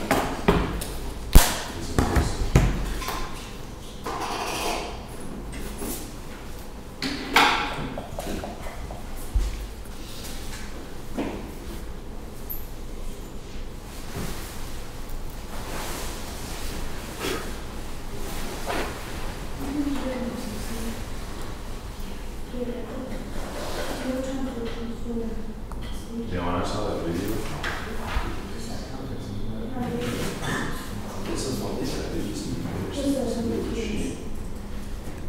Yeah, Ahmed. yes, sir. خذ راحتك, huh? No, sorry, it's just like the cop wasn't working out. Mm-hmm. But I might have to see mama. I don't know if you know if mom's here. Your mom is here? Yeah, not in the class, outside. Why don't you bring her inside? I don't know. Are you embarrassed? It's not mine. It's her decision that she wants. There's a to go couch outside. in the back. She can. Oh, the room next door is empty. She can stay in there if she My wants. mama likes to sit outside, you know, fresh air, because we're stuck in the apartment all day. So she benefits a lot. ماشي. طيب.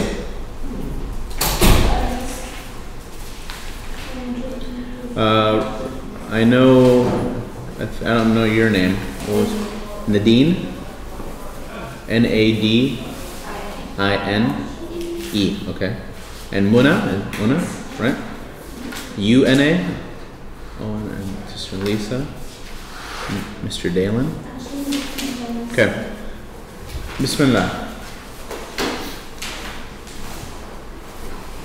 Who taught you first period? Ahmed Kurdi? Okay. طيب. So from the top, Al-Kalima. Can you guys see the board? Okay. Alright, remember that all words in the Arabic language are divided into 4 categories, right? 3 categories. Come on, guys. Pay attention, huh? What are they? I'm going to do this all the time, so you need to be on it. Uh-huh. Okay.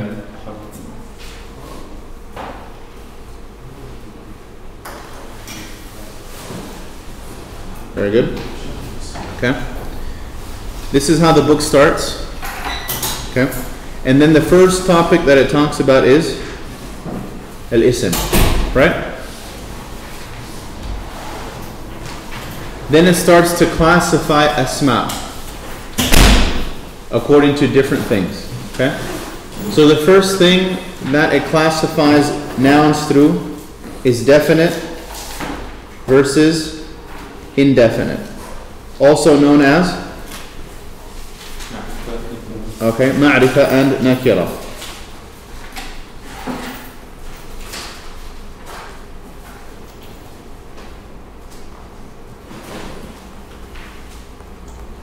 Okay?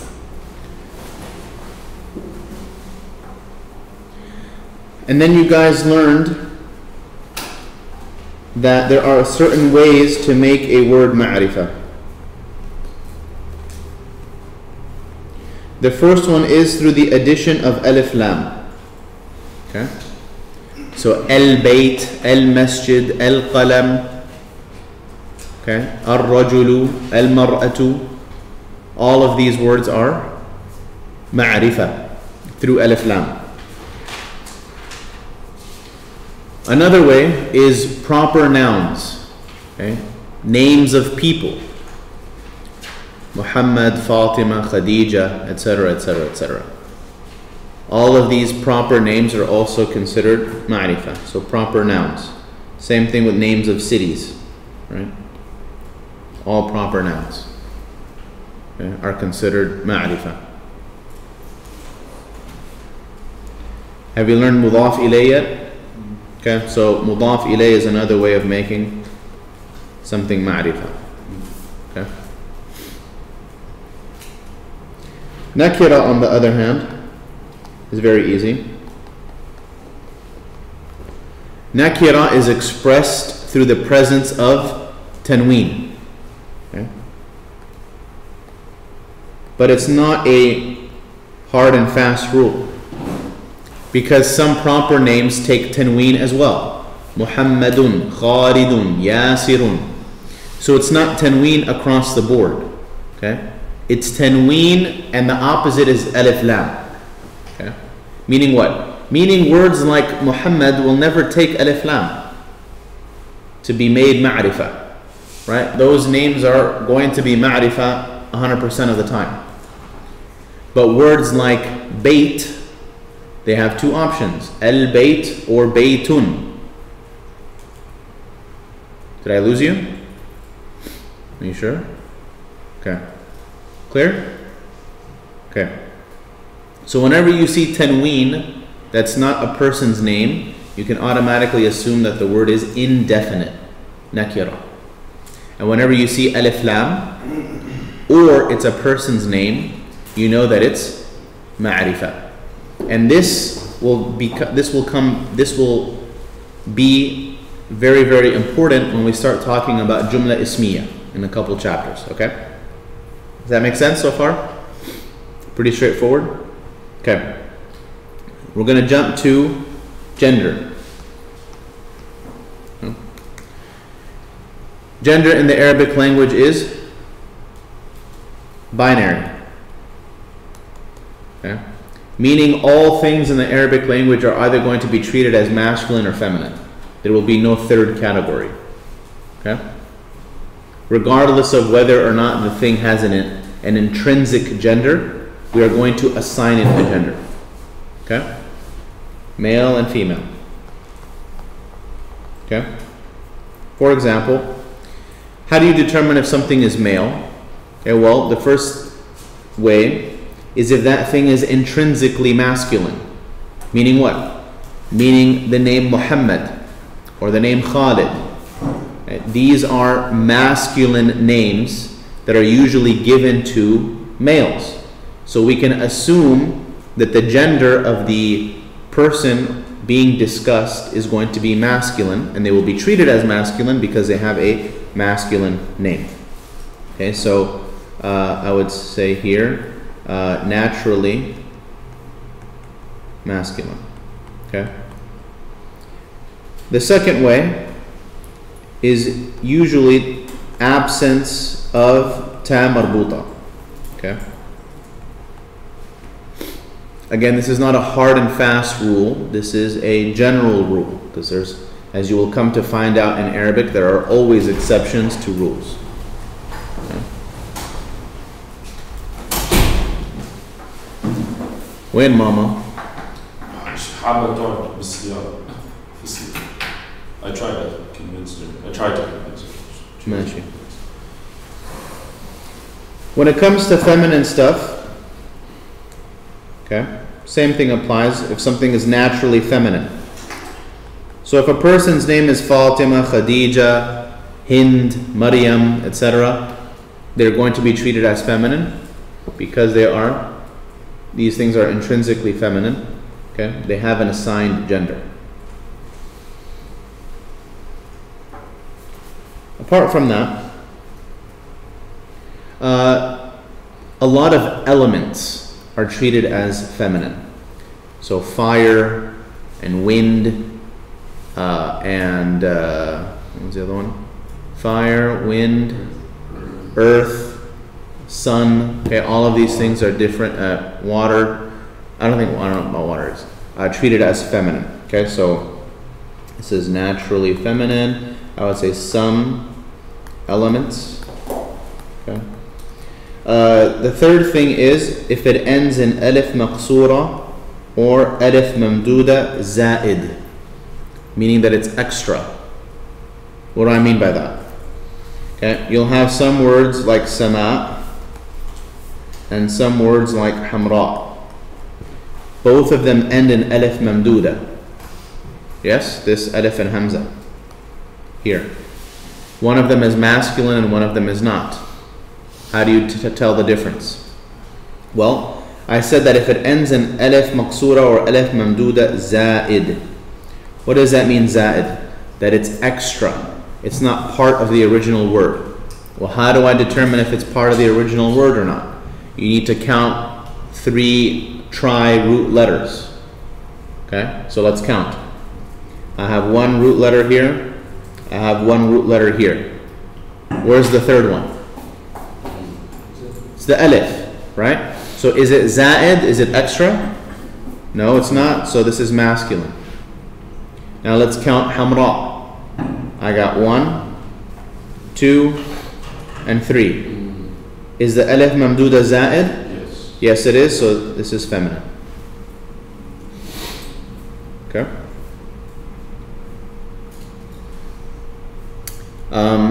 Jokingly, I like to say that bad things are also feminine as well.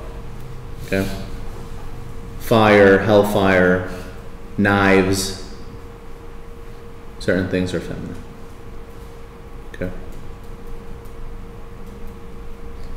And the last one, obviously, by and large, things that end in ta marbuta.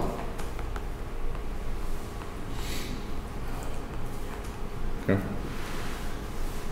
So any word that ends in ta marbuta will be treated as feminine also. There is an exception to that rule, which are certain male names.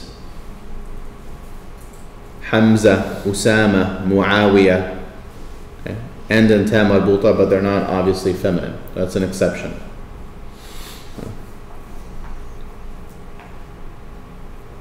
Okay, so just to recap, all nouns in the Arabic language are, with regards to gender, are classified into 2 categories, masculine and feminine. How do you determine masculinity? If the thing is naturally, inherently masculine, then it will be treated as masculine. And the second way is if it doesn't have any of the signs to indicate femininity. Okay? How do you determine if something is feminine? If it's naturally feminine, number 1. Certain elements will be treated as feminine. If it ends in alif maqsura or alif mamduda zaid, which is extra, or if it ends in ta marbuta. Okay. But again, there are certain exceptions to that. Okay. Any questions?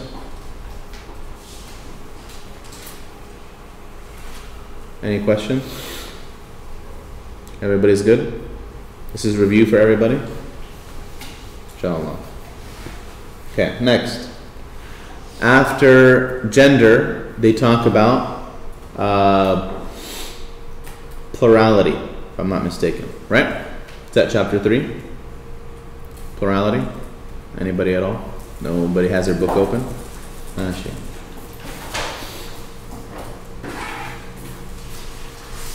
Chapter 3 is This is chapter 3 is the last one. Okay, chapter 4. they mentioned Arab. Yeah, Arab. Did we pass plurality? No, not yet, right? Okay. Al-i'rab. I'm going to get a little bit more technical because you guys already did this, so I'm going to enlighten you guys a little bit more, okay? I'rab is classified in two ways. Asliya, which means the default, and far'iyya, which means auxiliary, يعني not default. Okay. I'rab. First of all, what is i'rab, Mustafa? The declension. Jazakallah khair. Barakallah feek. Mona, what is i'rab? Classification of what tense the words in. Give me more. What the tense is on the last line. The changing of the grammatical state. Okay, better. I'rab is the way in which a word expresses what grammatical state it's in. Okay? I'rab is the way that a word, could be noun, could be verb, is the way that a word expresses what state it's in. واضح? For nouns, you have three states, which are what, Bilal?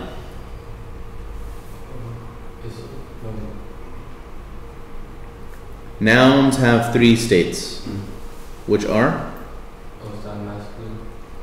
States, not genders.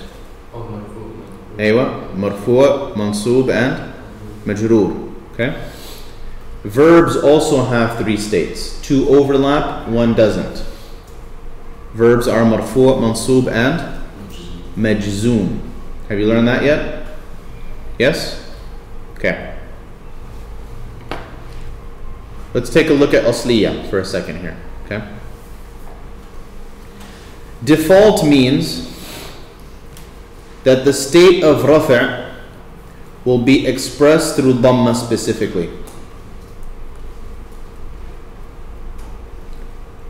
And that the state of nasab will be expressed through the fatha specifically. And that the state of jar will be expressed through the kasra specifically. You guys with me? What does that mean? It means that anything that deviates from this pattern will automatically go into the second category of auxiliary, of far'iyya. Okay? If rafa' is not being expressed through dhamma, and if nasab is not being expressed through fatha, and if jar is not being expressed through kasra, it will automatically go into the category of far'iyya, auxiliary. This is very, very important. Everything else will be auxiliary. Okay? Now, have you studied Asma'ul Khamsa or not yet? Abu, Aba, Abi, Akhu, Akha, Akhi. Have you studied those yet? No? Yeah, a little bit. You have? Like in this class. In this class you have? A little bit. A little bit? Mash. Okay. So let's take a look here for a second. Okay? That's really small. Okay. Let's do this. I want you to write a chart here on your book, in your notebook. Okay? Let's go ahead and do...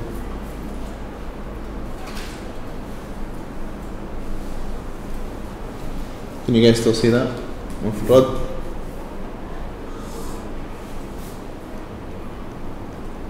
Muthanna. جمع التكسير جمع مذكر السالم جمع مؤنث السالم and الأسماء الخمسة. Okay.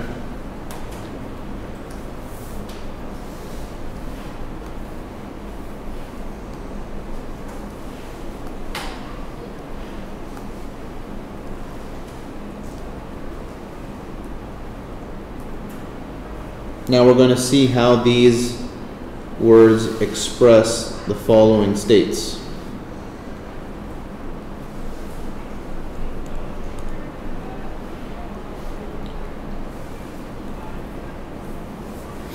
Okay. So try to replicate this somewhat better than I did in your book, in your notebook. Okay. First of all, what is mufrad? A singular noun. Okay? Singular noun. Bayt, qalam, talib, rajul. Okay? What is muthanna? The dual. Okay? And how do you construct the dual? Through the addition of alif noon or ya noon. What is jam'u taksir? Broken plural. And what does broken plural mean? Doesn't follow the usual pattern. Yeah. Good. Jam'u taksir means that you are breaking the mufrad. Okay?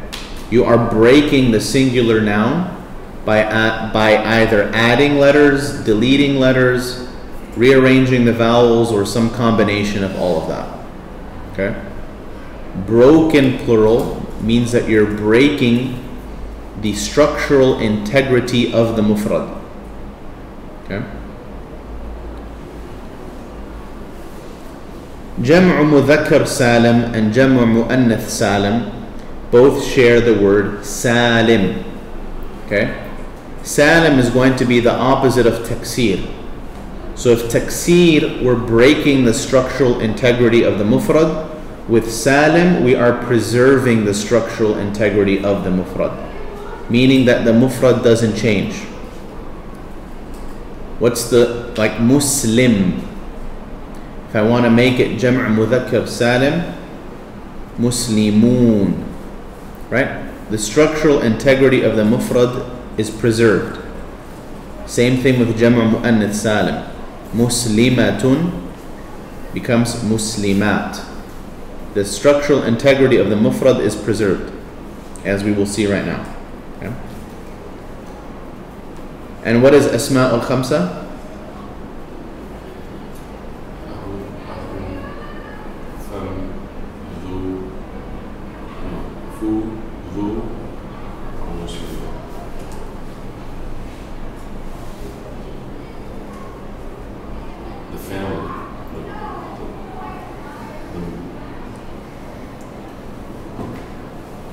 Asma al-khamsa are 5 nouns that express their states of rafa', nasab, and jar through letters, not through vowels. Okay. All right, let's take a look here. Okay, I'm going to zoom in slightly. We have the mufrad rafa'. Okay. So I'm going to put talib and talib and talib here. Okay. So how does the mufrad express rafa', nasab, and jar?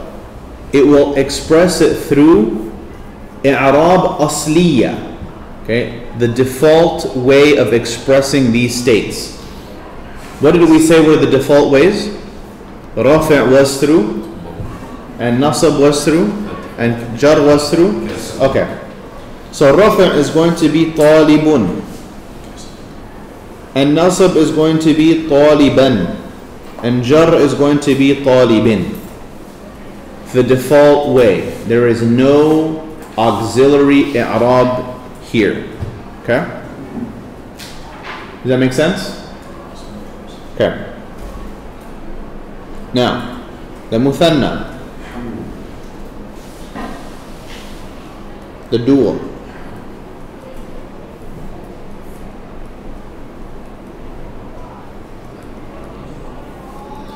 How does the muthanna express rafi', nasab and jar?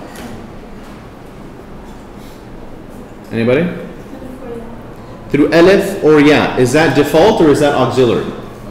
Auxiliary. So this entire second category, muthanna, will express all three states through auxiliary means, not through the default means. Okay? So rafa is expressed through alif, and nasab and jar are expressed through the ya specifically. Okay?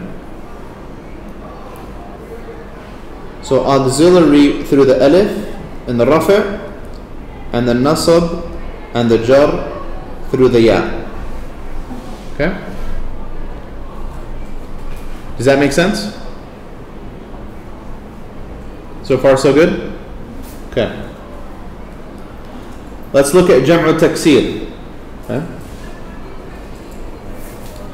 Jam'u Taksir is going to express all three states just like the mufrad, meaning that it will express all three states through the default means, not through the auxiliary means. So we're going to have tullabun, tullaban, and tullabin.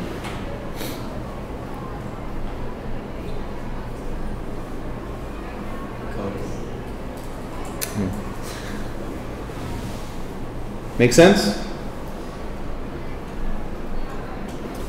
Jamu Mudhakkar Salim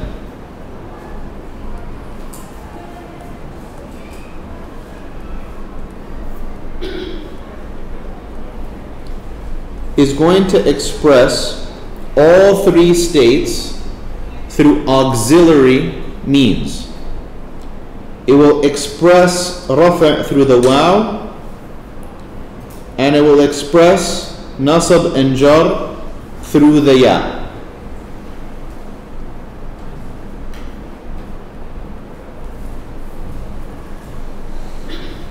Now, what do you notice? You notice that the dual and the Jama' Mudhakkar Salim look the exact same. How do you tell the difference then? In the nasab and jar, right? They look the exact same. In the rafi' you can tell the difference. Talibani, talibuna. But in the nasab and jar, without the vowels, they look the exact same. So the only way to tell the difference is through the presence of the vowels.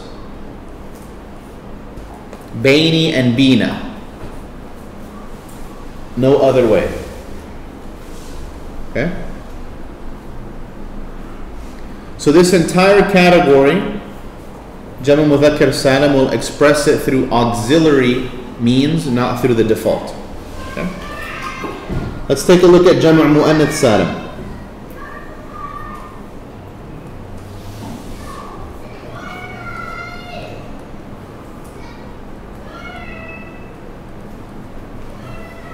Can you guys see what I'm writing, or is it too small? That's good.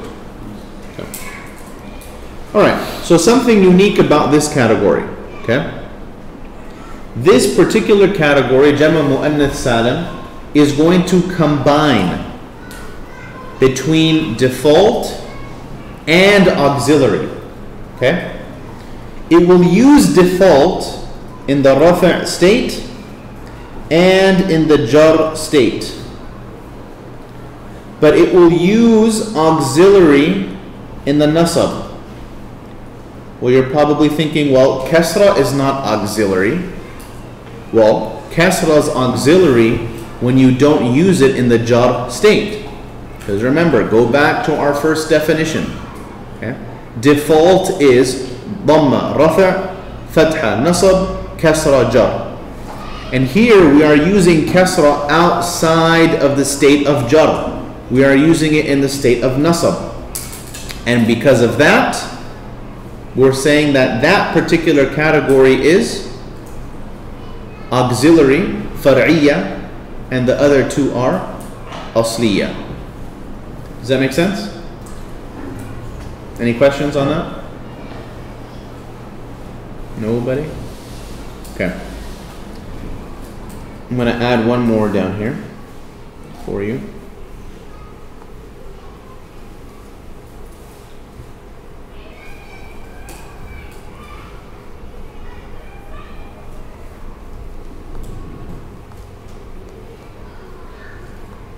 Okay. Al-Asma' al-Khamsa.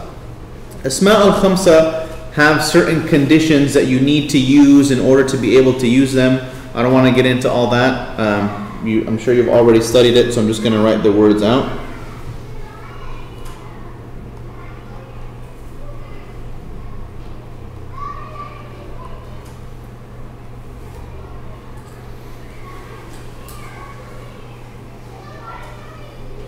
Okay. So in the rafi' form, will be through the waw, akhuka. In the nasab form through the alif, akhaka. And in the jar for akhika. Okay? So again, because it's not dhamma fatha kasra, this is all going to be auxiliary. So the waw is auxiliary for the rafi', the alif is auxiliary for the nasab, and the ya is auxiliary for the jar. You've never learned this before? No? Just a little bit, if we touched upon Abu Abad. Okay, so same thing. Here, let's tangent here. Al-Asma' al-Khamsa. Okay? 5 nouns that express their states through letters. Okay? What are the 5 nouns? Ab, akh, fu, which means fem, mouth, dhu, and hamu. Oops. Okay? In order to use Asma' al-Khamsa, certain conditions have to be met.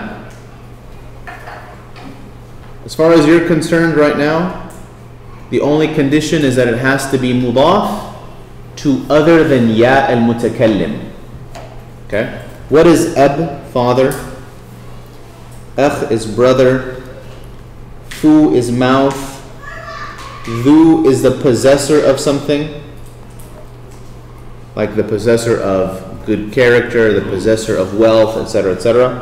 And hamu is either brother or father-in-law.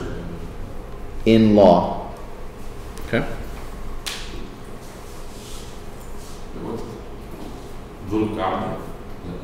Mm-hmm. What is that? Mm-hmm. It's the month. Oh, I'm seeing. Why am I? Okay. Make sense? If I were to, are you familiar with ya al-mutakallim or no? Like my book, my pen. Have you done all that? How do you do it? Add a ya, right? Okay, so this will only work if you don't use ya al-mutakallim. Okay? You can use all of the other pronouns. Na, ka, ki, kuma, kum, kunna, hu, ha, huma, hum, hunna. So the only one that doesn't work is the ya al-mutakallim. Okay? So when I have a word like abuka, your father, has to be mudaf, and it has to be mudaf to other than ya al-mutakallim, no problem. Okay?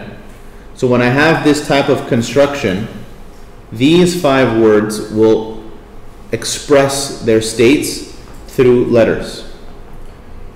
Okay? Rafi' will be through this waw, nasab will be through the alif, and jar will be through the ya. For example, ذهب أبوك. ذهب فعل, أبو فاعل, والفاعل مرفوع, right? بالواو. Have you done فاعل مرفوع and all that? No? Let's keep it easier. Let's do Jumla Ismiya. Okay? Abuka hadirun. Your father is present. What kind of sentence is this? Jumla Ismiya. And Jumla Ismiya is comprised of how many parts? 2. Mubtada and Khabar. What is the condition of the Mubtada? That it has to be marfu' and ma'rifa. Good. So how is Abu marfu'? Through the waw.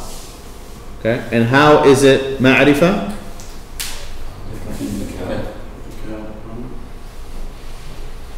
How is it ma'rifa?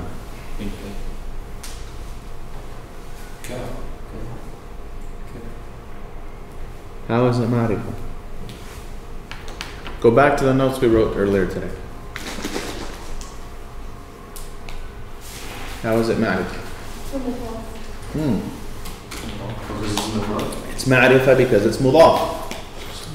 Remember, mudaf is always ma'rifa. Just like having alif lam. Okay? And then this is our khabar. Okay? So marfu' through the waw. Now let's say, for example, I wanted to say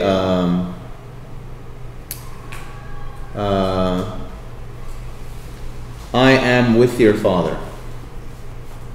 Ana ma'a abika. Okay? We have what? A dharf. Did you learn dhuruf yet or no? Oh my god. Okay, let's back up. You guys are killing me right now. Let's do Sallamtu. I gave salam upon who? Abika, your father. I gave salam to your father. Okay? I have harf jar here, which means that after it's going to be what? Ism majroor. Okay? How is this word expressing jar? Through the presence of the ya. Okay? And in the nasab form,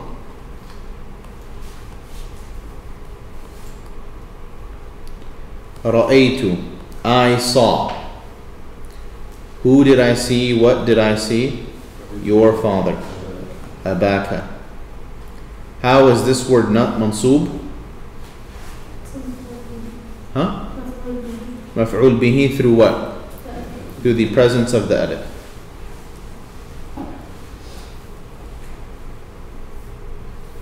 Make sense? So let's go back to our chart here. Okay. And we see that al-asma al-khamsa, okay, jar through the ya, nasab through the alif, rafi' through the waw. Is that clear? Yes? Anybody confused? Anybody at all? Okay. And the last one are words that are mamnu' min as-sarf. Okay. So certain names like Ibrahim, for example.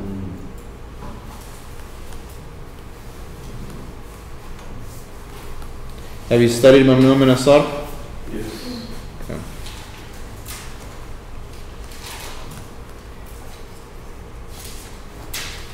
Okay. So Ibrahim will express rafa' through the dhamma, which is default. And Ibrahim will express nasab through the fatha, which is the default. But Ibrahim will express jar through the fatha as well. Meaning what? That in this particular case, this is auxiliary. Whereas the other two are default.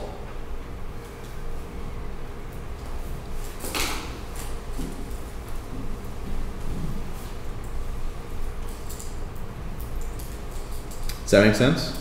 So these are all the nouns that you will be confronted with. They will all fall into one of these categories. They will either be mufrad, and you see how they express their states. They'll either be muthanna, which means they'll express their states through alif and ya. They'll either be jam'u taksir, which means they'll express it through the default, or jam'u mudhakkar salim through the waw and ya, or jam'u mu'annath salim through the dhamma or kasra. The asma'ul khamsa will be through waw, alif, or ya, and the mamnu' min as-sarf will be default in the rafa' and nasab state, and auxiliary in the jar state.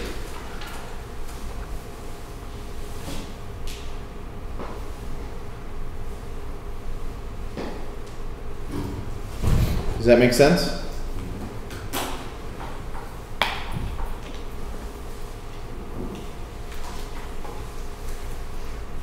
Any questions?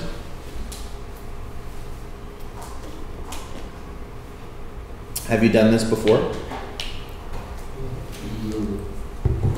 this chart. No, everything on the chart. Have you done it all before?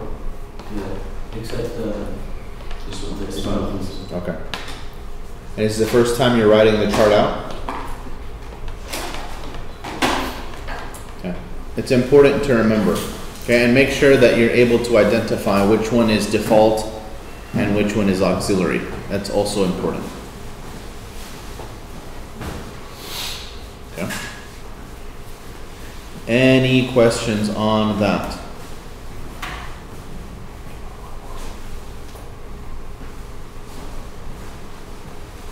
Nadine, you're okay? Sure? You cold? Do you want to move somewhere else? Okay. Into cold too? أنا بارد. طيب. Alrighty. Any questions before moving on? Okay. Let's see. After i'rab, you get into the different types of plurals.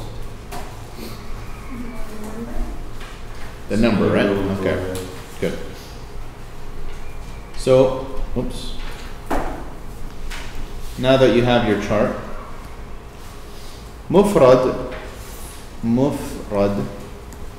means singular. Okay. Singular means that the noun is essentially describing one item of that thing. Okay? So one pen, one book, one house, etc., etc. Okay? After that, we have what's called the muthanna. Okay? Which is the dual. Okay?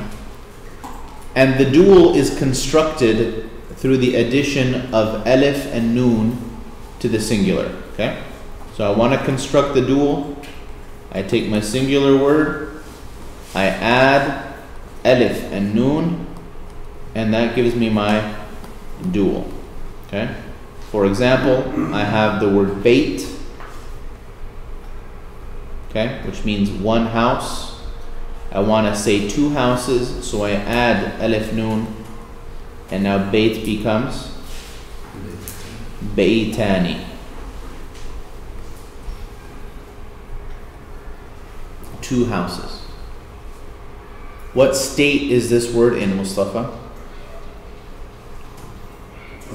It is in the marfu' state. Okay. And how do you know, Nadine, that it's in a state of rafa'? Through the alif, right? Through the alif. Good. Okay. So that's the dual. For plurals, we have three types.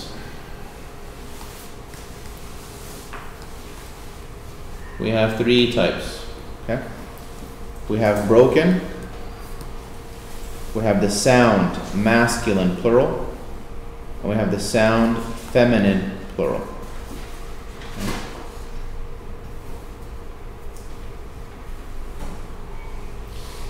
What does broken mean?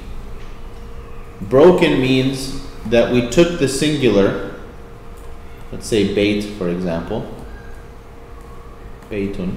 Okay. We took the singular and we messed with it.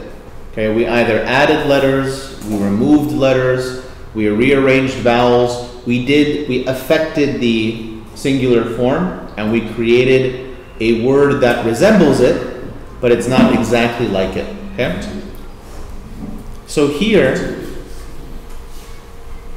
Bayt becomes Buyut. Okay? So in this particular case, we rearranged vowels, right? Because the ba had a fatha in the singular, and now it has dhamma. The ya had sukoon in the singular, and now it has dhamma. Wow was never there to begin with. Okay? So we rearranged vowels in addition to adding one letter.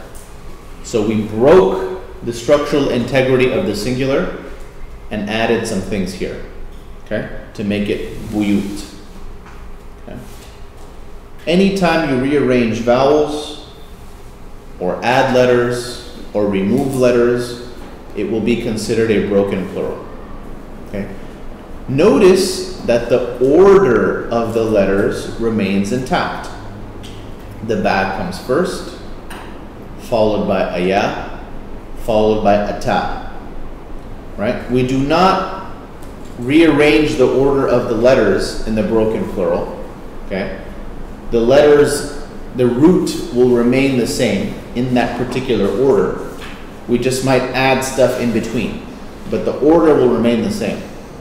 Does that make sense? Okay. For example, qalam. Qaf followed by lam followed by mim. Okay. Our broken plural is aqlam. Okay. Notice how qalam had a fatha, now it has sukoon. Okay. Notice how I added two letters. I added this hamza here and I added the alif there. But notice that the overall order is the same. The qaf comes before the lam, which comes before the mim. So the order is the same. Okay? Alright. Sound masculine plural. What do we mean by sound? Sound is the opposite of broken, meaning that the structural integrity of the word will be preserved. We are not removing letters, we are not adding letters, we are not rearranging vowels. Okay? All we're doing is we're adding something to the end. Muslim. Okay? The structural integrity will remain the same. Muslim. All we're doing to make it plural is we're adding the suffix waw, noon. But the singular remains the same, intact. Okay? Does that make sense? Make sense? Okay. Sound feminine plural. Again, you hear the word sound, which means that the structural integrity of the singular word will remain intact. Okay? For example, mu'minatun. Okay? We're going to preserve the structural integrity of the word. Mu'min, mu'mina. We are going to add alif ta, mu'minat, to make it plural feminine. This ta marbuta here, what does ta marbuta mean? A ta that is tied, right? So we're taking the ta that's tied and we're opening it up to ta maftuha, this ta here. So it's the same ta, we're just opening it up. Okay? Does that make sense? Okay. After plurals, what is discussed? Jumla? Okay. Sentences in the Arabic language are of two types.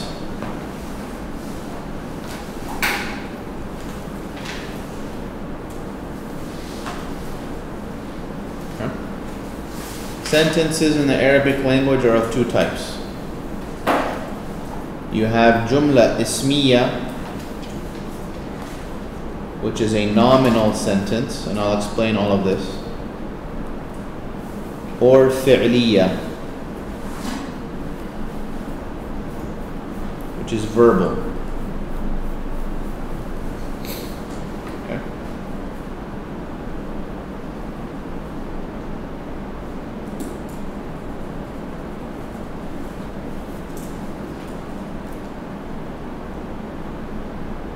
Now, nominal means that it starts with a noun, okay? And verbal means that it starts with a verb, okay? Now, speaking specifically about ismiya, ismiya has two primary components to it. A mubtada and a khabar.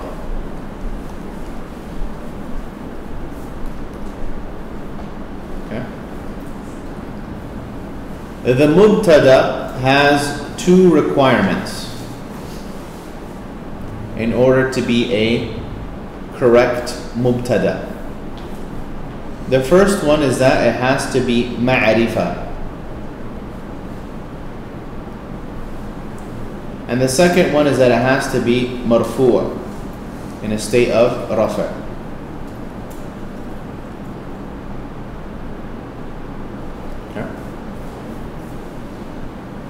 Good?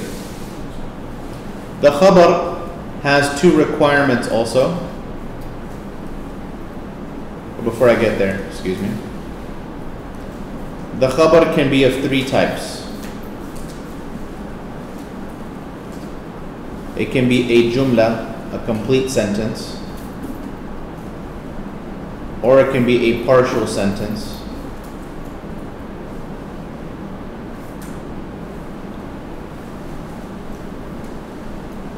or it can be mufrad, a singular word. Okay. So the khabar can manifest itself in three ways. It can either be a mufrad, or a partial sentence, shibhul jumla, or it can be a complete sentence, jumla. And because we said jumla is of two types, this one can either be ismiya or fi'liya.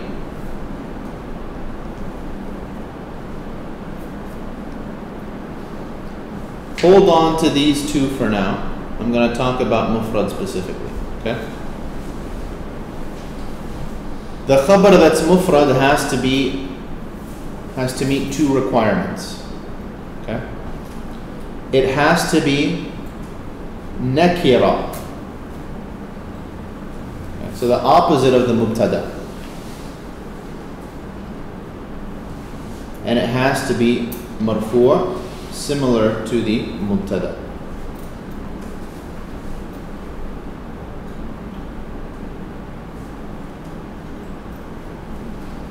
Okay, so take a look at all of that now. Let's recap.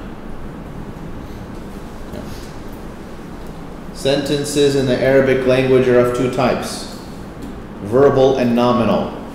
Fi'liya, ismiya. Verbal means that it starts with a verb.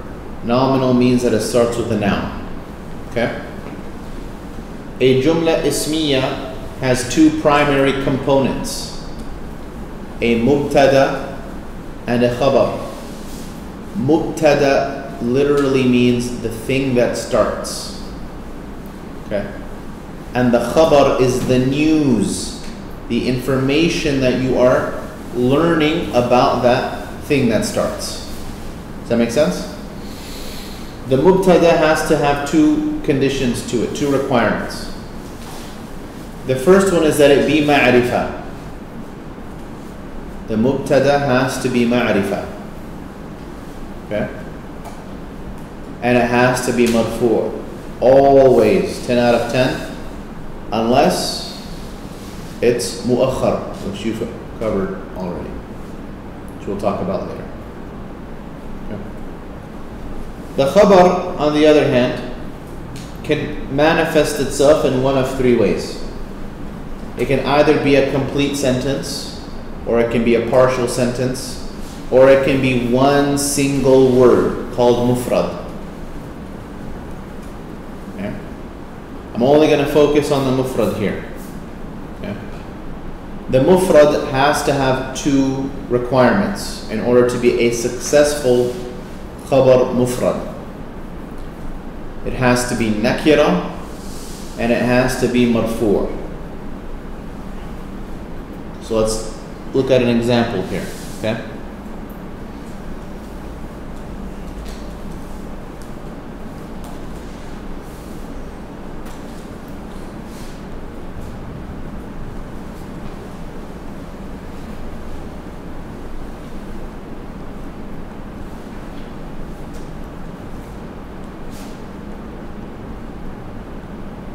Okay. Is my sentence starting with a noun or a verb? It's a noun. So I know that I have what kind of sentence? Jumla ismiya. Okay. I said that my mubtada is called the thing that starts. Right? So the first word in the sentence. And my mubtada has to have two requirements. The first one was that it be what? Ma'rifa. And the second one is that it marfu'. Okay. Is this word at-talib ma'rifa? Yes. And how is it ma'rifa? Through the alif lam. Okay, so that's done. And is it marfu'? And how do I know that? Through the dhamma. So I meet both of my requirements now. Okay? What are the requirements for my khabar? That it be nakira and marfu'a as well. Okay? So is the word jadid nakira? How do I know? The tanween and the absence of alif lam. Okay? And is it marfu'? Yes. How do I know that? Through specifically the dhamma here. Okay? So it meets both of my requirements. So I know that at-talibu jadidun is a correct nominal sentence. Jumla ismiya. Meets all of my requirements. Okay? Make sense? Okay. Let's take a look at another one.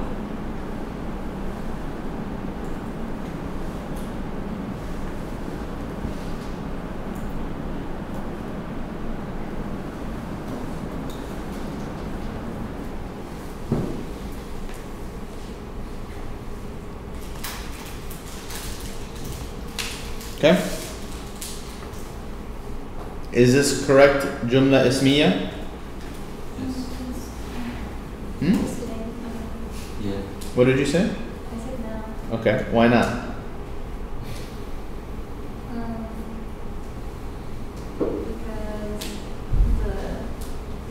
the name was wrong The tanween is wrong? Which one? on the first word. Okay. What is the first word? Is it Ramatan? What does it say? Can you read it? Muqaddama? Sorry, let me write it a little bit neater.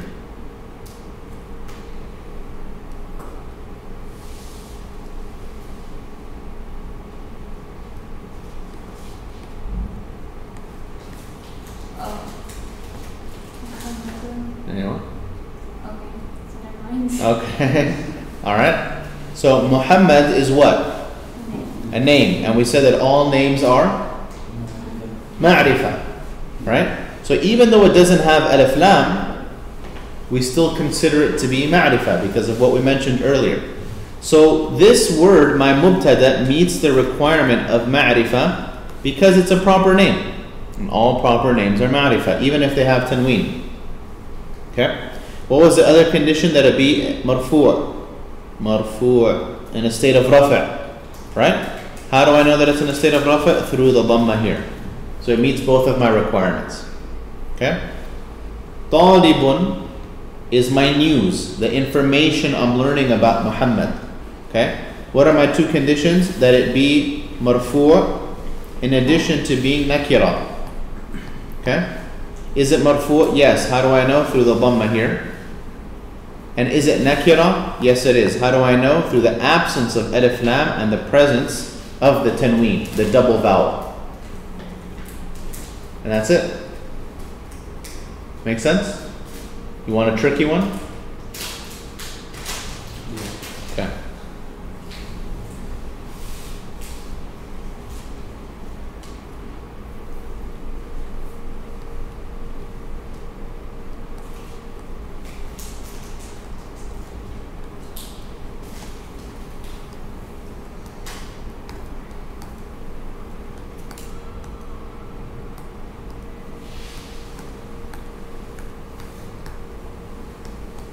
Okay. Ya Mustafa, what's wrong with this sentence here?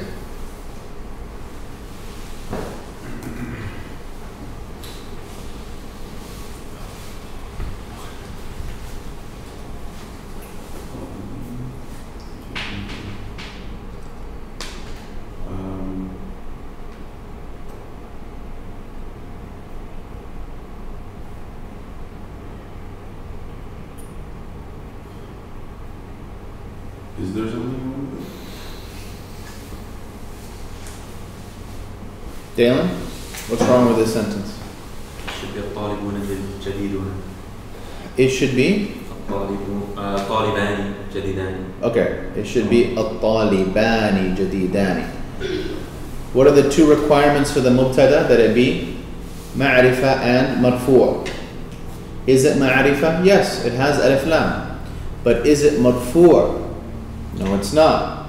How do I know that it's not marfu'? Well, I go back to my chart and I see that the dual expresses rafa' through an alif, not through a ya. So this ya needs to be gone and I need to put an alif here. Talibani. Now it meets two of my requirements. It's ma'rifa in addition to being marfu'. I said that my khabar here has to be nakira, which it is. There's no alif lam. But is it marfu'? Well, the same rule applies. It's dual. So the dual expresses rafa' through an alif. So it needs to be jadidani. At-talibani jadidani. واضح? Make sense? Okay. Let's try another one.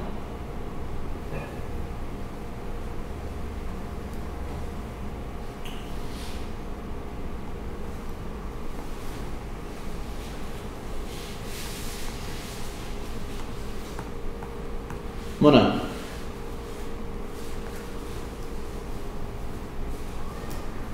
Is this a correct sentence?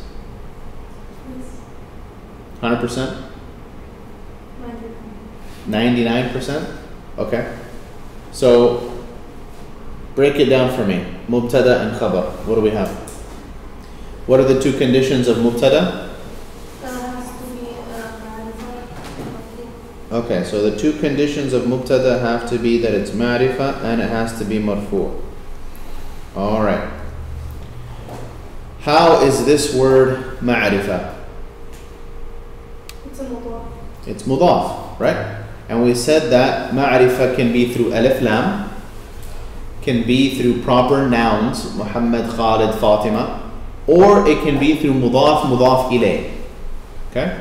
So if it's mudaf ilay construction, then we know that it's ma'rifa. Okay? So this is complete. How do we know that it's marfu'?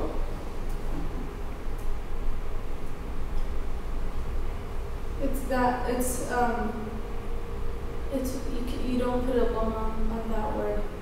Okay, remember that the asma al-khamsa, those 5 special nouns, the condition is they will show their states through waw, alif and ya, when they are mudaf to other than ya al-mutakallim. What is abi?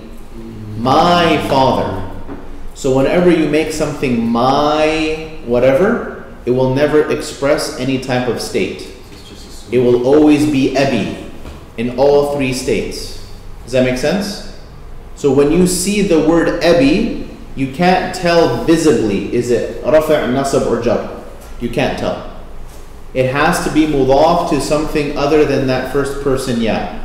Abuna, abaka, abuna, abuka, abukum, etc., etc. But when it's my father, it will always be in this one state. Now, for the advanced student here, how do you do the i'rab of this?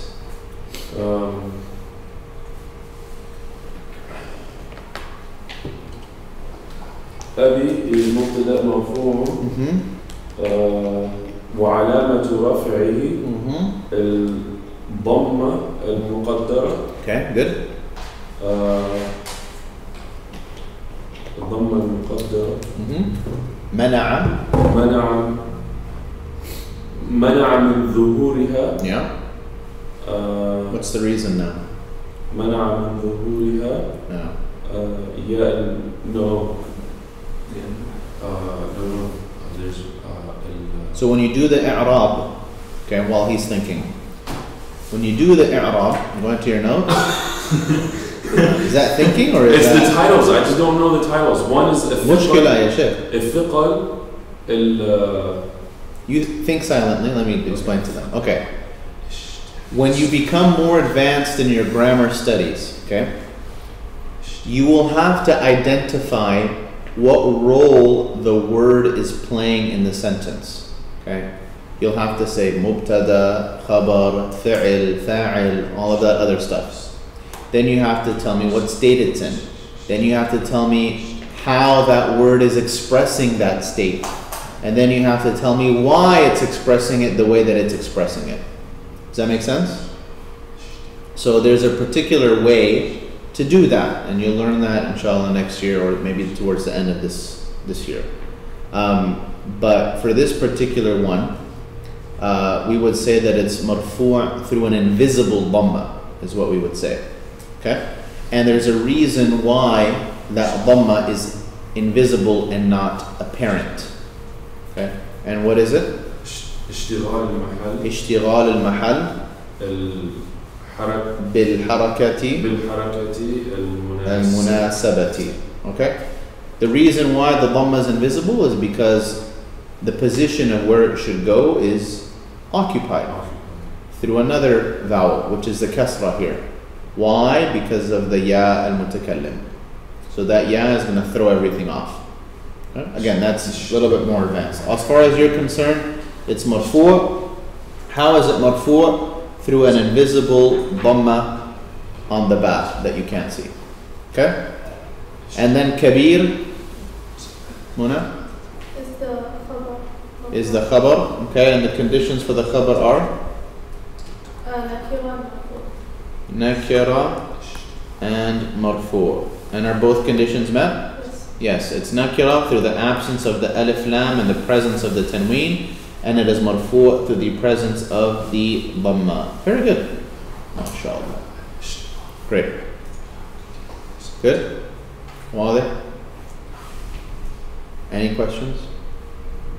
You want to practice some i'rab? Yeah. Want to practice? Right.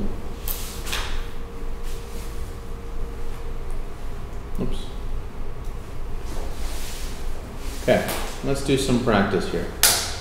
Okay, I'll make it easy for you guys, inshallah. Okay. Let's try, no tricks, huh? This is straightforward. Let's do al-muallimu jadidun.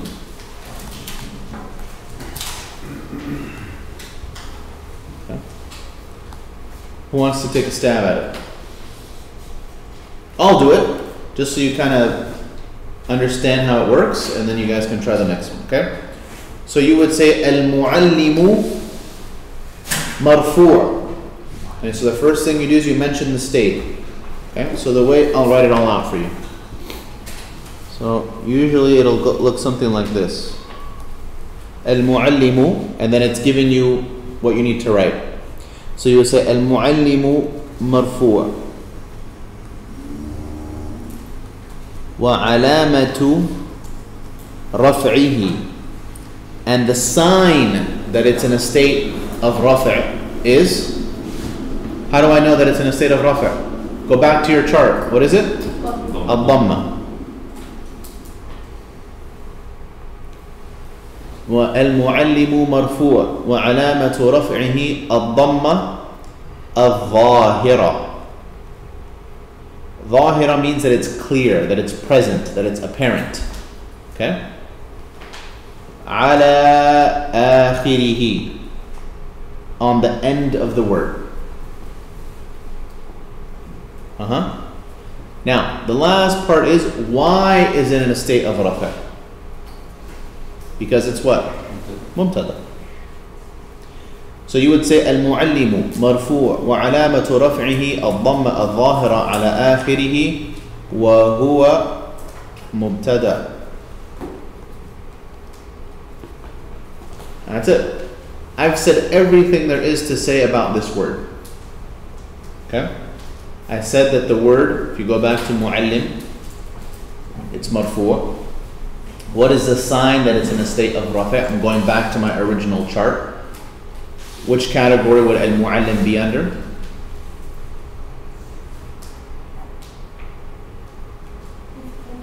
Mufrad, right? One word.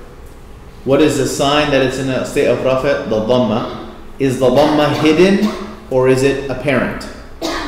It's apparent, so it's zahira. Where is the dhamma? Ala akhirihi, on the end of the letter, or on the end of the word. And what role is the word playing? Mubtada. If you wanted to, you could move this to the very beginning. Mubtada marfu', which might be easier for you. That's it.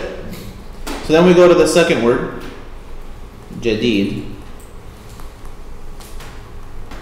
And we say jadid is khabar marfu'. And then repeat the same thing. وَعَلَامَةُ رَفْعِهِ الضَّمَّ الظَّاهِرَ عَلَى آخِرِهِ. That's it. You're done. And that's i'rab. You're essentially breaking down the grammar in the sentence and identifying the role of every single word in the sentence. Good? You getting the hang of it? Another one? Nadine, you with me or are you lost? Good? Okay. Let's try another one. Let's go with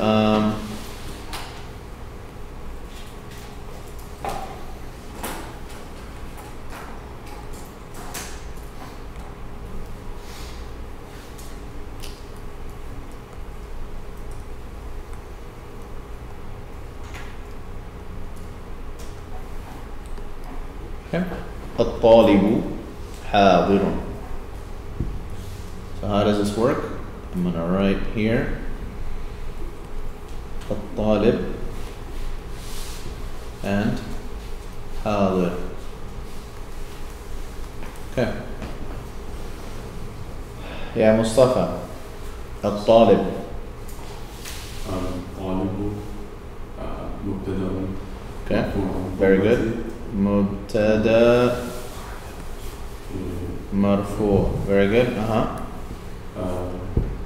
And how do we know that? What's the sign that it's in a state of rafa'? Okay, so وعلامة رفعه الضمة. What kind of dhamma? Is it hidden or is it apparent? It is apparent. Okay. الظاهرة على, and where is the dhamma? At the very end, right? على آخره.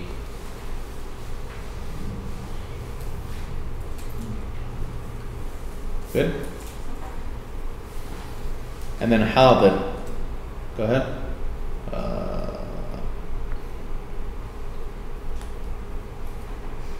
خبر And حاضر is خبر مرفوع خبر مرفوع. وعلامة رفعه وعلامة رفعه الضمة الضمة الظاهرة نعم في نهاية على آخره. على آخره. Okay, that's it. Straightforward? Not bad? Want to add a little wrinkle in it, or you want to just keep this simple? No wrinkle. Okay.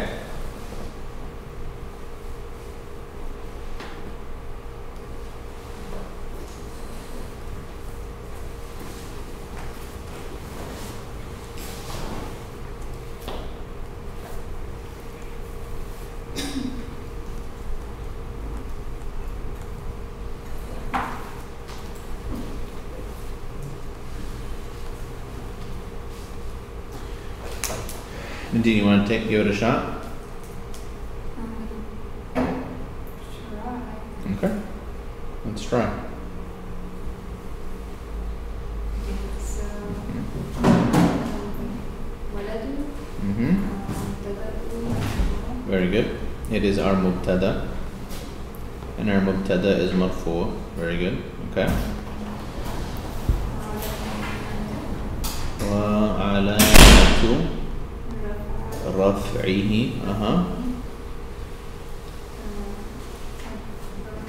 Very good. الضمة, and is the dhamma hidden or apparent?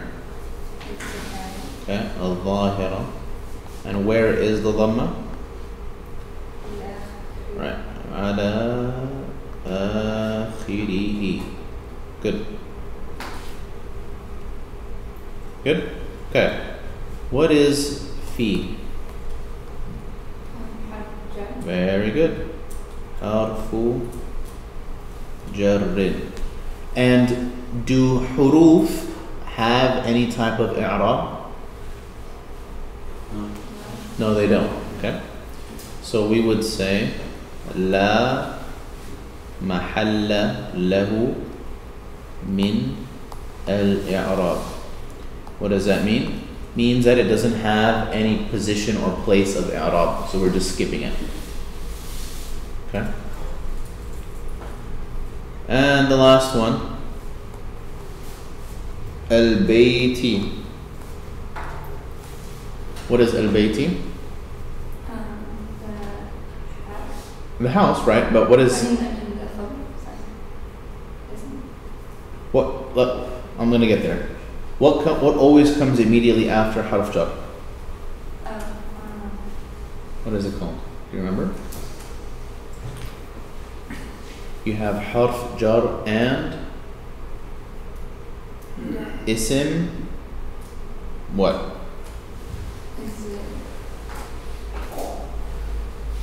What is it called? You can call a friend if you need to. I think they have Ism majroor.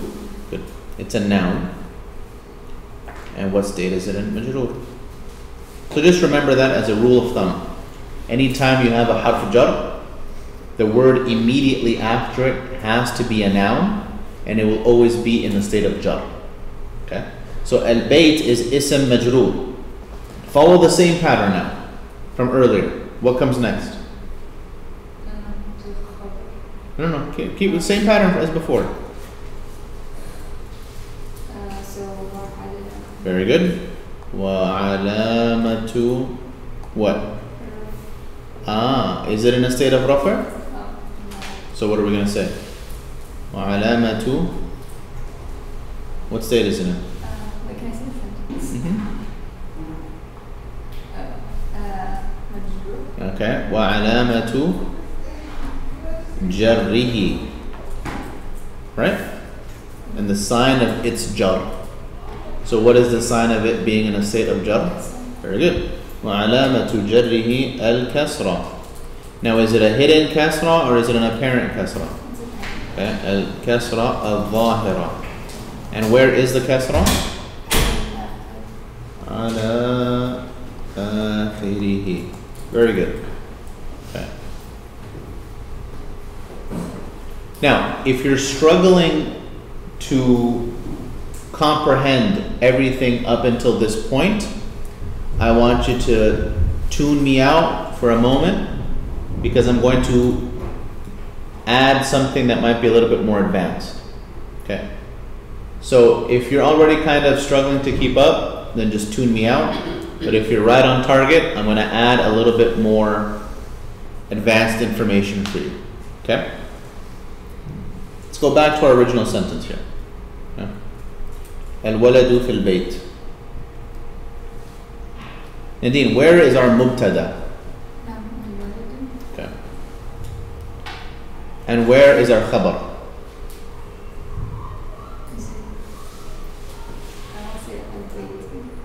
Okay, so our khabar is going to be everything that comes after the mubtada.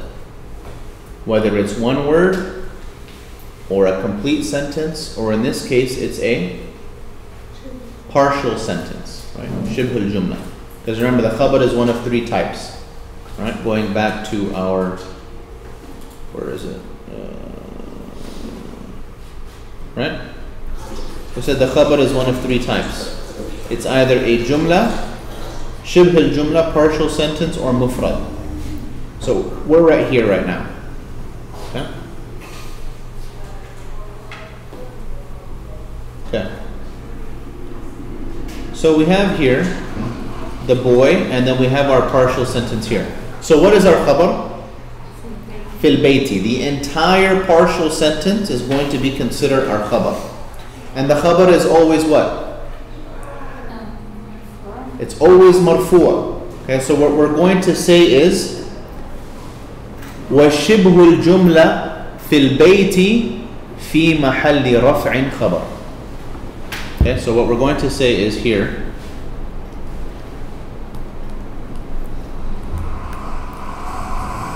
فِي الْبَيْتِ. Okay, what is it? It's شِبْهُ الْجُمْلَةِ, right? It's a partial sentence. Okay?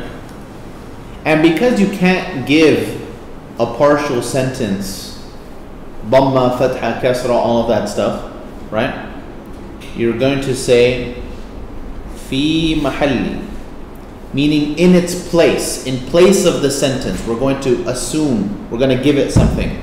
Fi mahalli raf, because the khabar is always in a state of rafa. Why? So that's the way it is. Fi mahalli raf'in khabar. The entire partial sentence there. That's it. This last portion is a little bit advanced. If you don't want it, don't take it. Take what's above it only.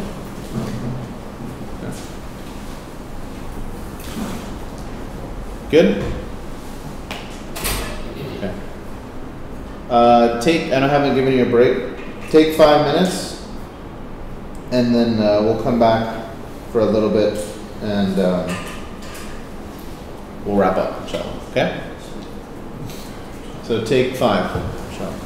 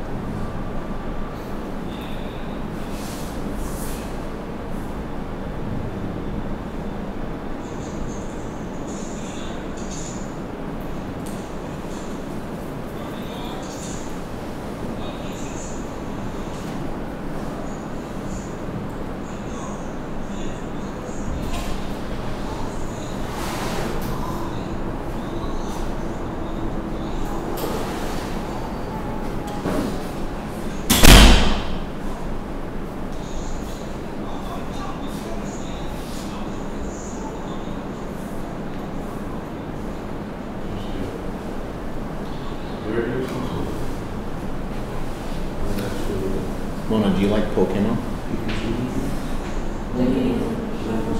Either one. No?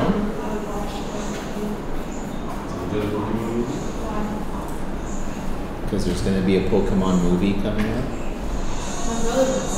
Dude, the movie looks great. It looks really good. It's a live action Pokemon, which I didn't think would be really doable, but I watched the trailer. It's pretty funny. You see the trailer and stuff? I think I'm watching it right now. I haven't seen it. Does it look good?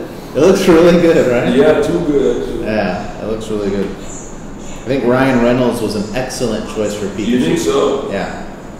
Because he's hilarious. He is hilarious, but I never thought of like Pikachu being like funny. Well, here's the thing. First of all, Pikachu isn't supposed to speak. Right, Pikachu. But he is, right? Yeah. So you gotta make him Yeah, funny. I think Ryan Reynolds is pretty hilarious. It's very funny. Yeah, Zahara would probably love it. What was that? Zahara would probably love Yeah? Is he a big Ryan Reynolds fan or something? it. I don't know what that is. I don't know actor. Oh. He's into that kind of stuff. You're too pious, mashallah. That's good. Alhamdulillah.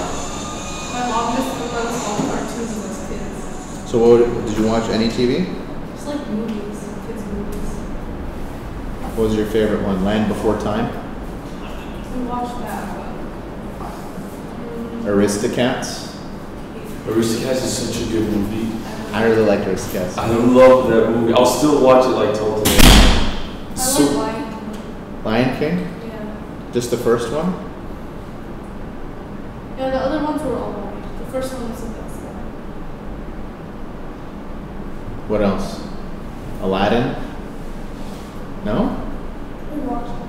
I didn't like it. Pocahontas? Yeah, we watched that. Mulan? Yeah, that's it. Like all the Disney movies. All the ones that empower women, essentially, are the ones that you like, right? No. Snow White? No. Did you ever watch Oliver and Company? Yeah. It wasn't a Disney one, I don't think. which one? Oliver and Company? I was scared of that when I was a kid. Because of the Doberman Pinschers in the movie? Yeah. And Nemo. Toy Story? Looks like four's coming out. Yeah, so I'd rather watch the Pokemon movie. Yeah. Which one was the one that the Toy Stories were like burning in the little like the toy? The first one. No. Like disposing of old toys. 3. That was 3. I like that movie. Third one's coming out.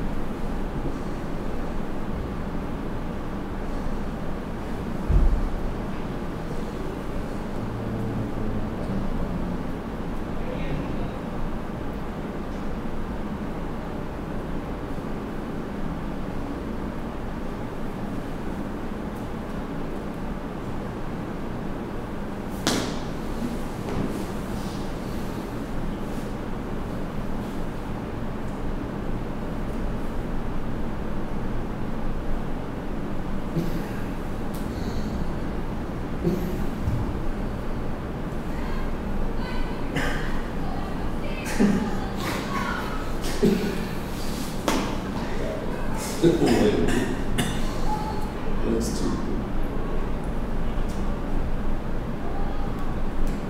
Mustafa, where's your roommate? I haven't been sleeping over. طلقته? طلقته? No. It was more just a worry about the. We need to look into the college housing sharia to see if what I was doing was okay, and so in the meantime,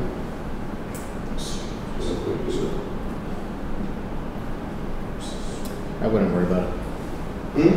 I wouldn't worry about it. It's their responsibility to fill the room and keep records and stuff. Yeah.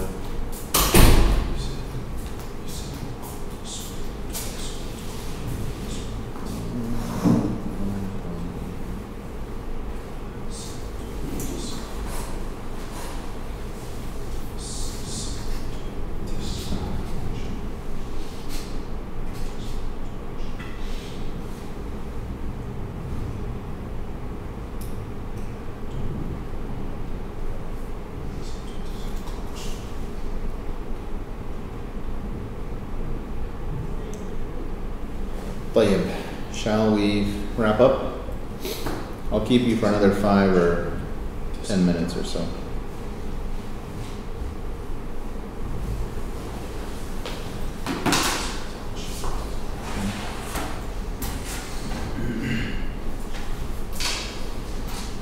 Okay.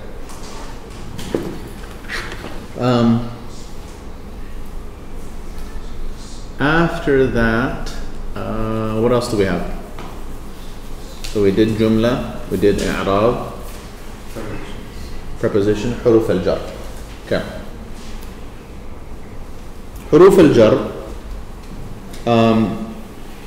are essentially prepositions that will change the state of the word that comes after it. Okay. So, for example, we have certain prepositions, just as an example, okay? Now, one interesting thing to note is that any time you have a preposition, a harf jar, okay, the word that follows immediately after it will always be an ism, 100% of the time, no exceptions, okay? The word immediately following a harf jar will always be an ism 100% of the time. That word can manifest itself as a clear and present word, bayti, or it can be in the form of a pronoun also, minhu. But either way, whether it's unattached or attached, the word that comes immediately after the preposition will always be a noun. Okay? And when it comes to the i'rab of that noun, we will always refer to it, this one and this one both, as what? Ism majroor. Always. Okay? That word will be called ism majroor, and it will always be in a state of jar. Does that make sense? Right? Review for you guys, inshallah. Okay.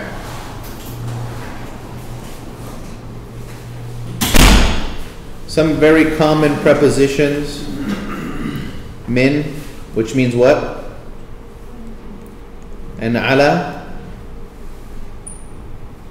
What's ala? On or upon. An. About. Also. Fi. In. Ila. To or towards. The letter lam, li. For or belonging to. The letter B. Huh? In, at, with. It'll take multiple meanings. Okay. And something we call huruf al-qasam.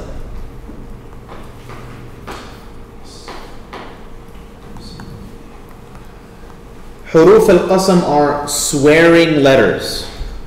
Okay? The letters of swearing. Making an oath. How do you make an oath? You say, you use the letters waw, or ba, or ta. Okay? For example,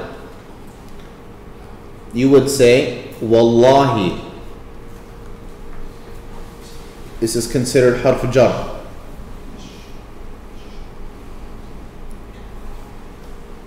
Or you would say, billahi.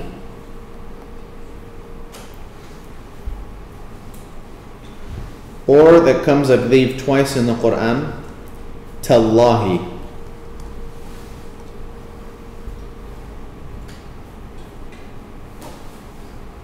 Both of them, all three of them mean the exact same thing. to make a swear or an oath. By Allah, by Allah, by Allah. Okay? Are you interested in more details or just leave it like that? More details. Okay. Specifically with wow, you can only use it with ism zahir. You cannot use it with a pronoun. You can't say waka or wahu. Okay? It has to be with a proper noun. So you can say wallahi. Okay. You can say warrahmani. Okay. You can say washamsi, so long as it's a proper noun. Okay. Not a pronoun, essentially. Okay. With regards to ba, okay, ba you can use both regular nouns and pronouns. Okay, so you can say billahi, or if you're speaking to Allah directly, you can say bika. I swear by you, essentially. Whereas with wow, you cannot use anything but actual nouns. Can't use pronouns. With ba, you can use pronouns or you can use regular nouns, interchangeable. Okay? With tallahi specifically, you can only use it with the word Allah. It doesn't work with any other word. You can't use it with a pronoun and you can't use it with any other name of Allah. Only with Allah. Tallahi.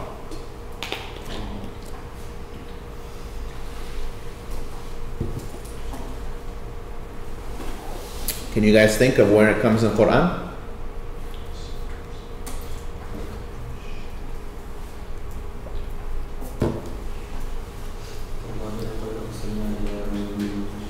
Okay. What else? Okay. So how many times? I count 2 or 3. Might be more. No? It's okay. Think about it. Point is that it will only come with lafz of Allah. And that waw, ba, and ta are all considered harf jar. That's the whole point of this lesson. So apart from fi, min, ila, ala, an, etc., these huruf al-qasam, these swear letters, are also considered to be from the huruf al-jar, and that's why the word that comes after it is majroor. Okay, wallahi, billahi, tallahi. Harf jar is a majroor. Okay? There's one in Surah Yusuf.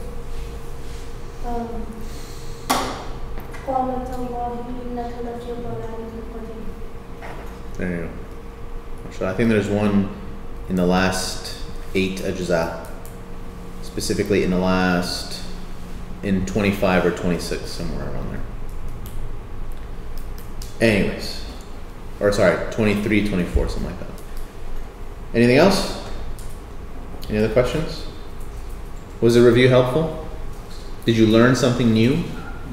Or was it mostly review, or was it mostly new? New stuff? Useful new stuff, I hope? Our Arab was more simplified. Okay.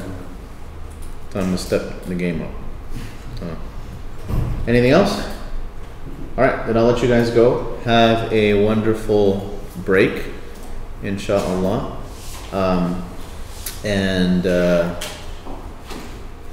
It was nice teaching year 1, finally. Any questions, comments, whatever, let me know, inshallah. Otherwise, we'll see you guys the next time somebody's absent. And then you're off all of next week, and you resume school Monday the 26th, inshallah. Okay? Alright, jazakumullah khair everybody. Subhanallah bihamdik, nashhadu an la ilaha illa anta nastaghfiruka wa natubu ilayk.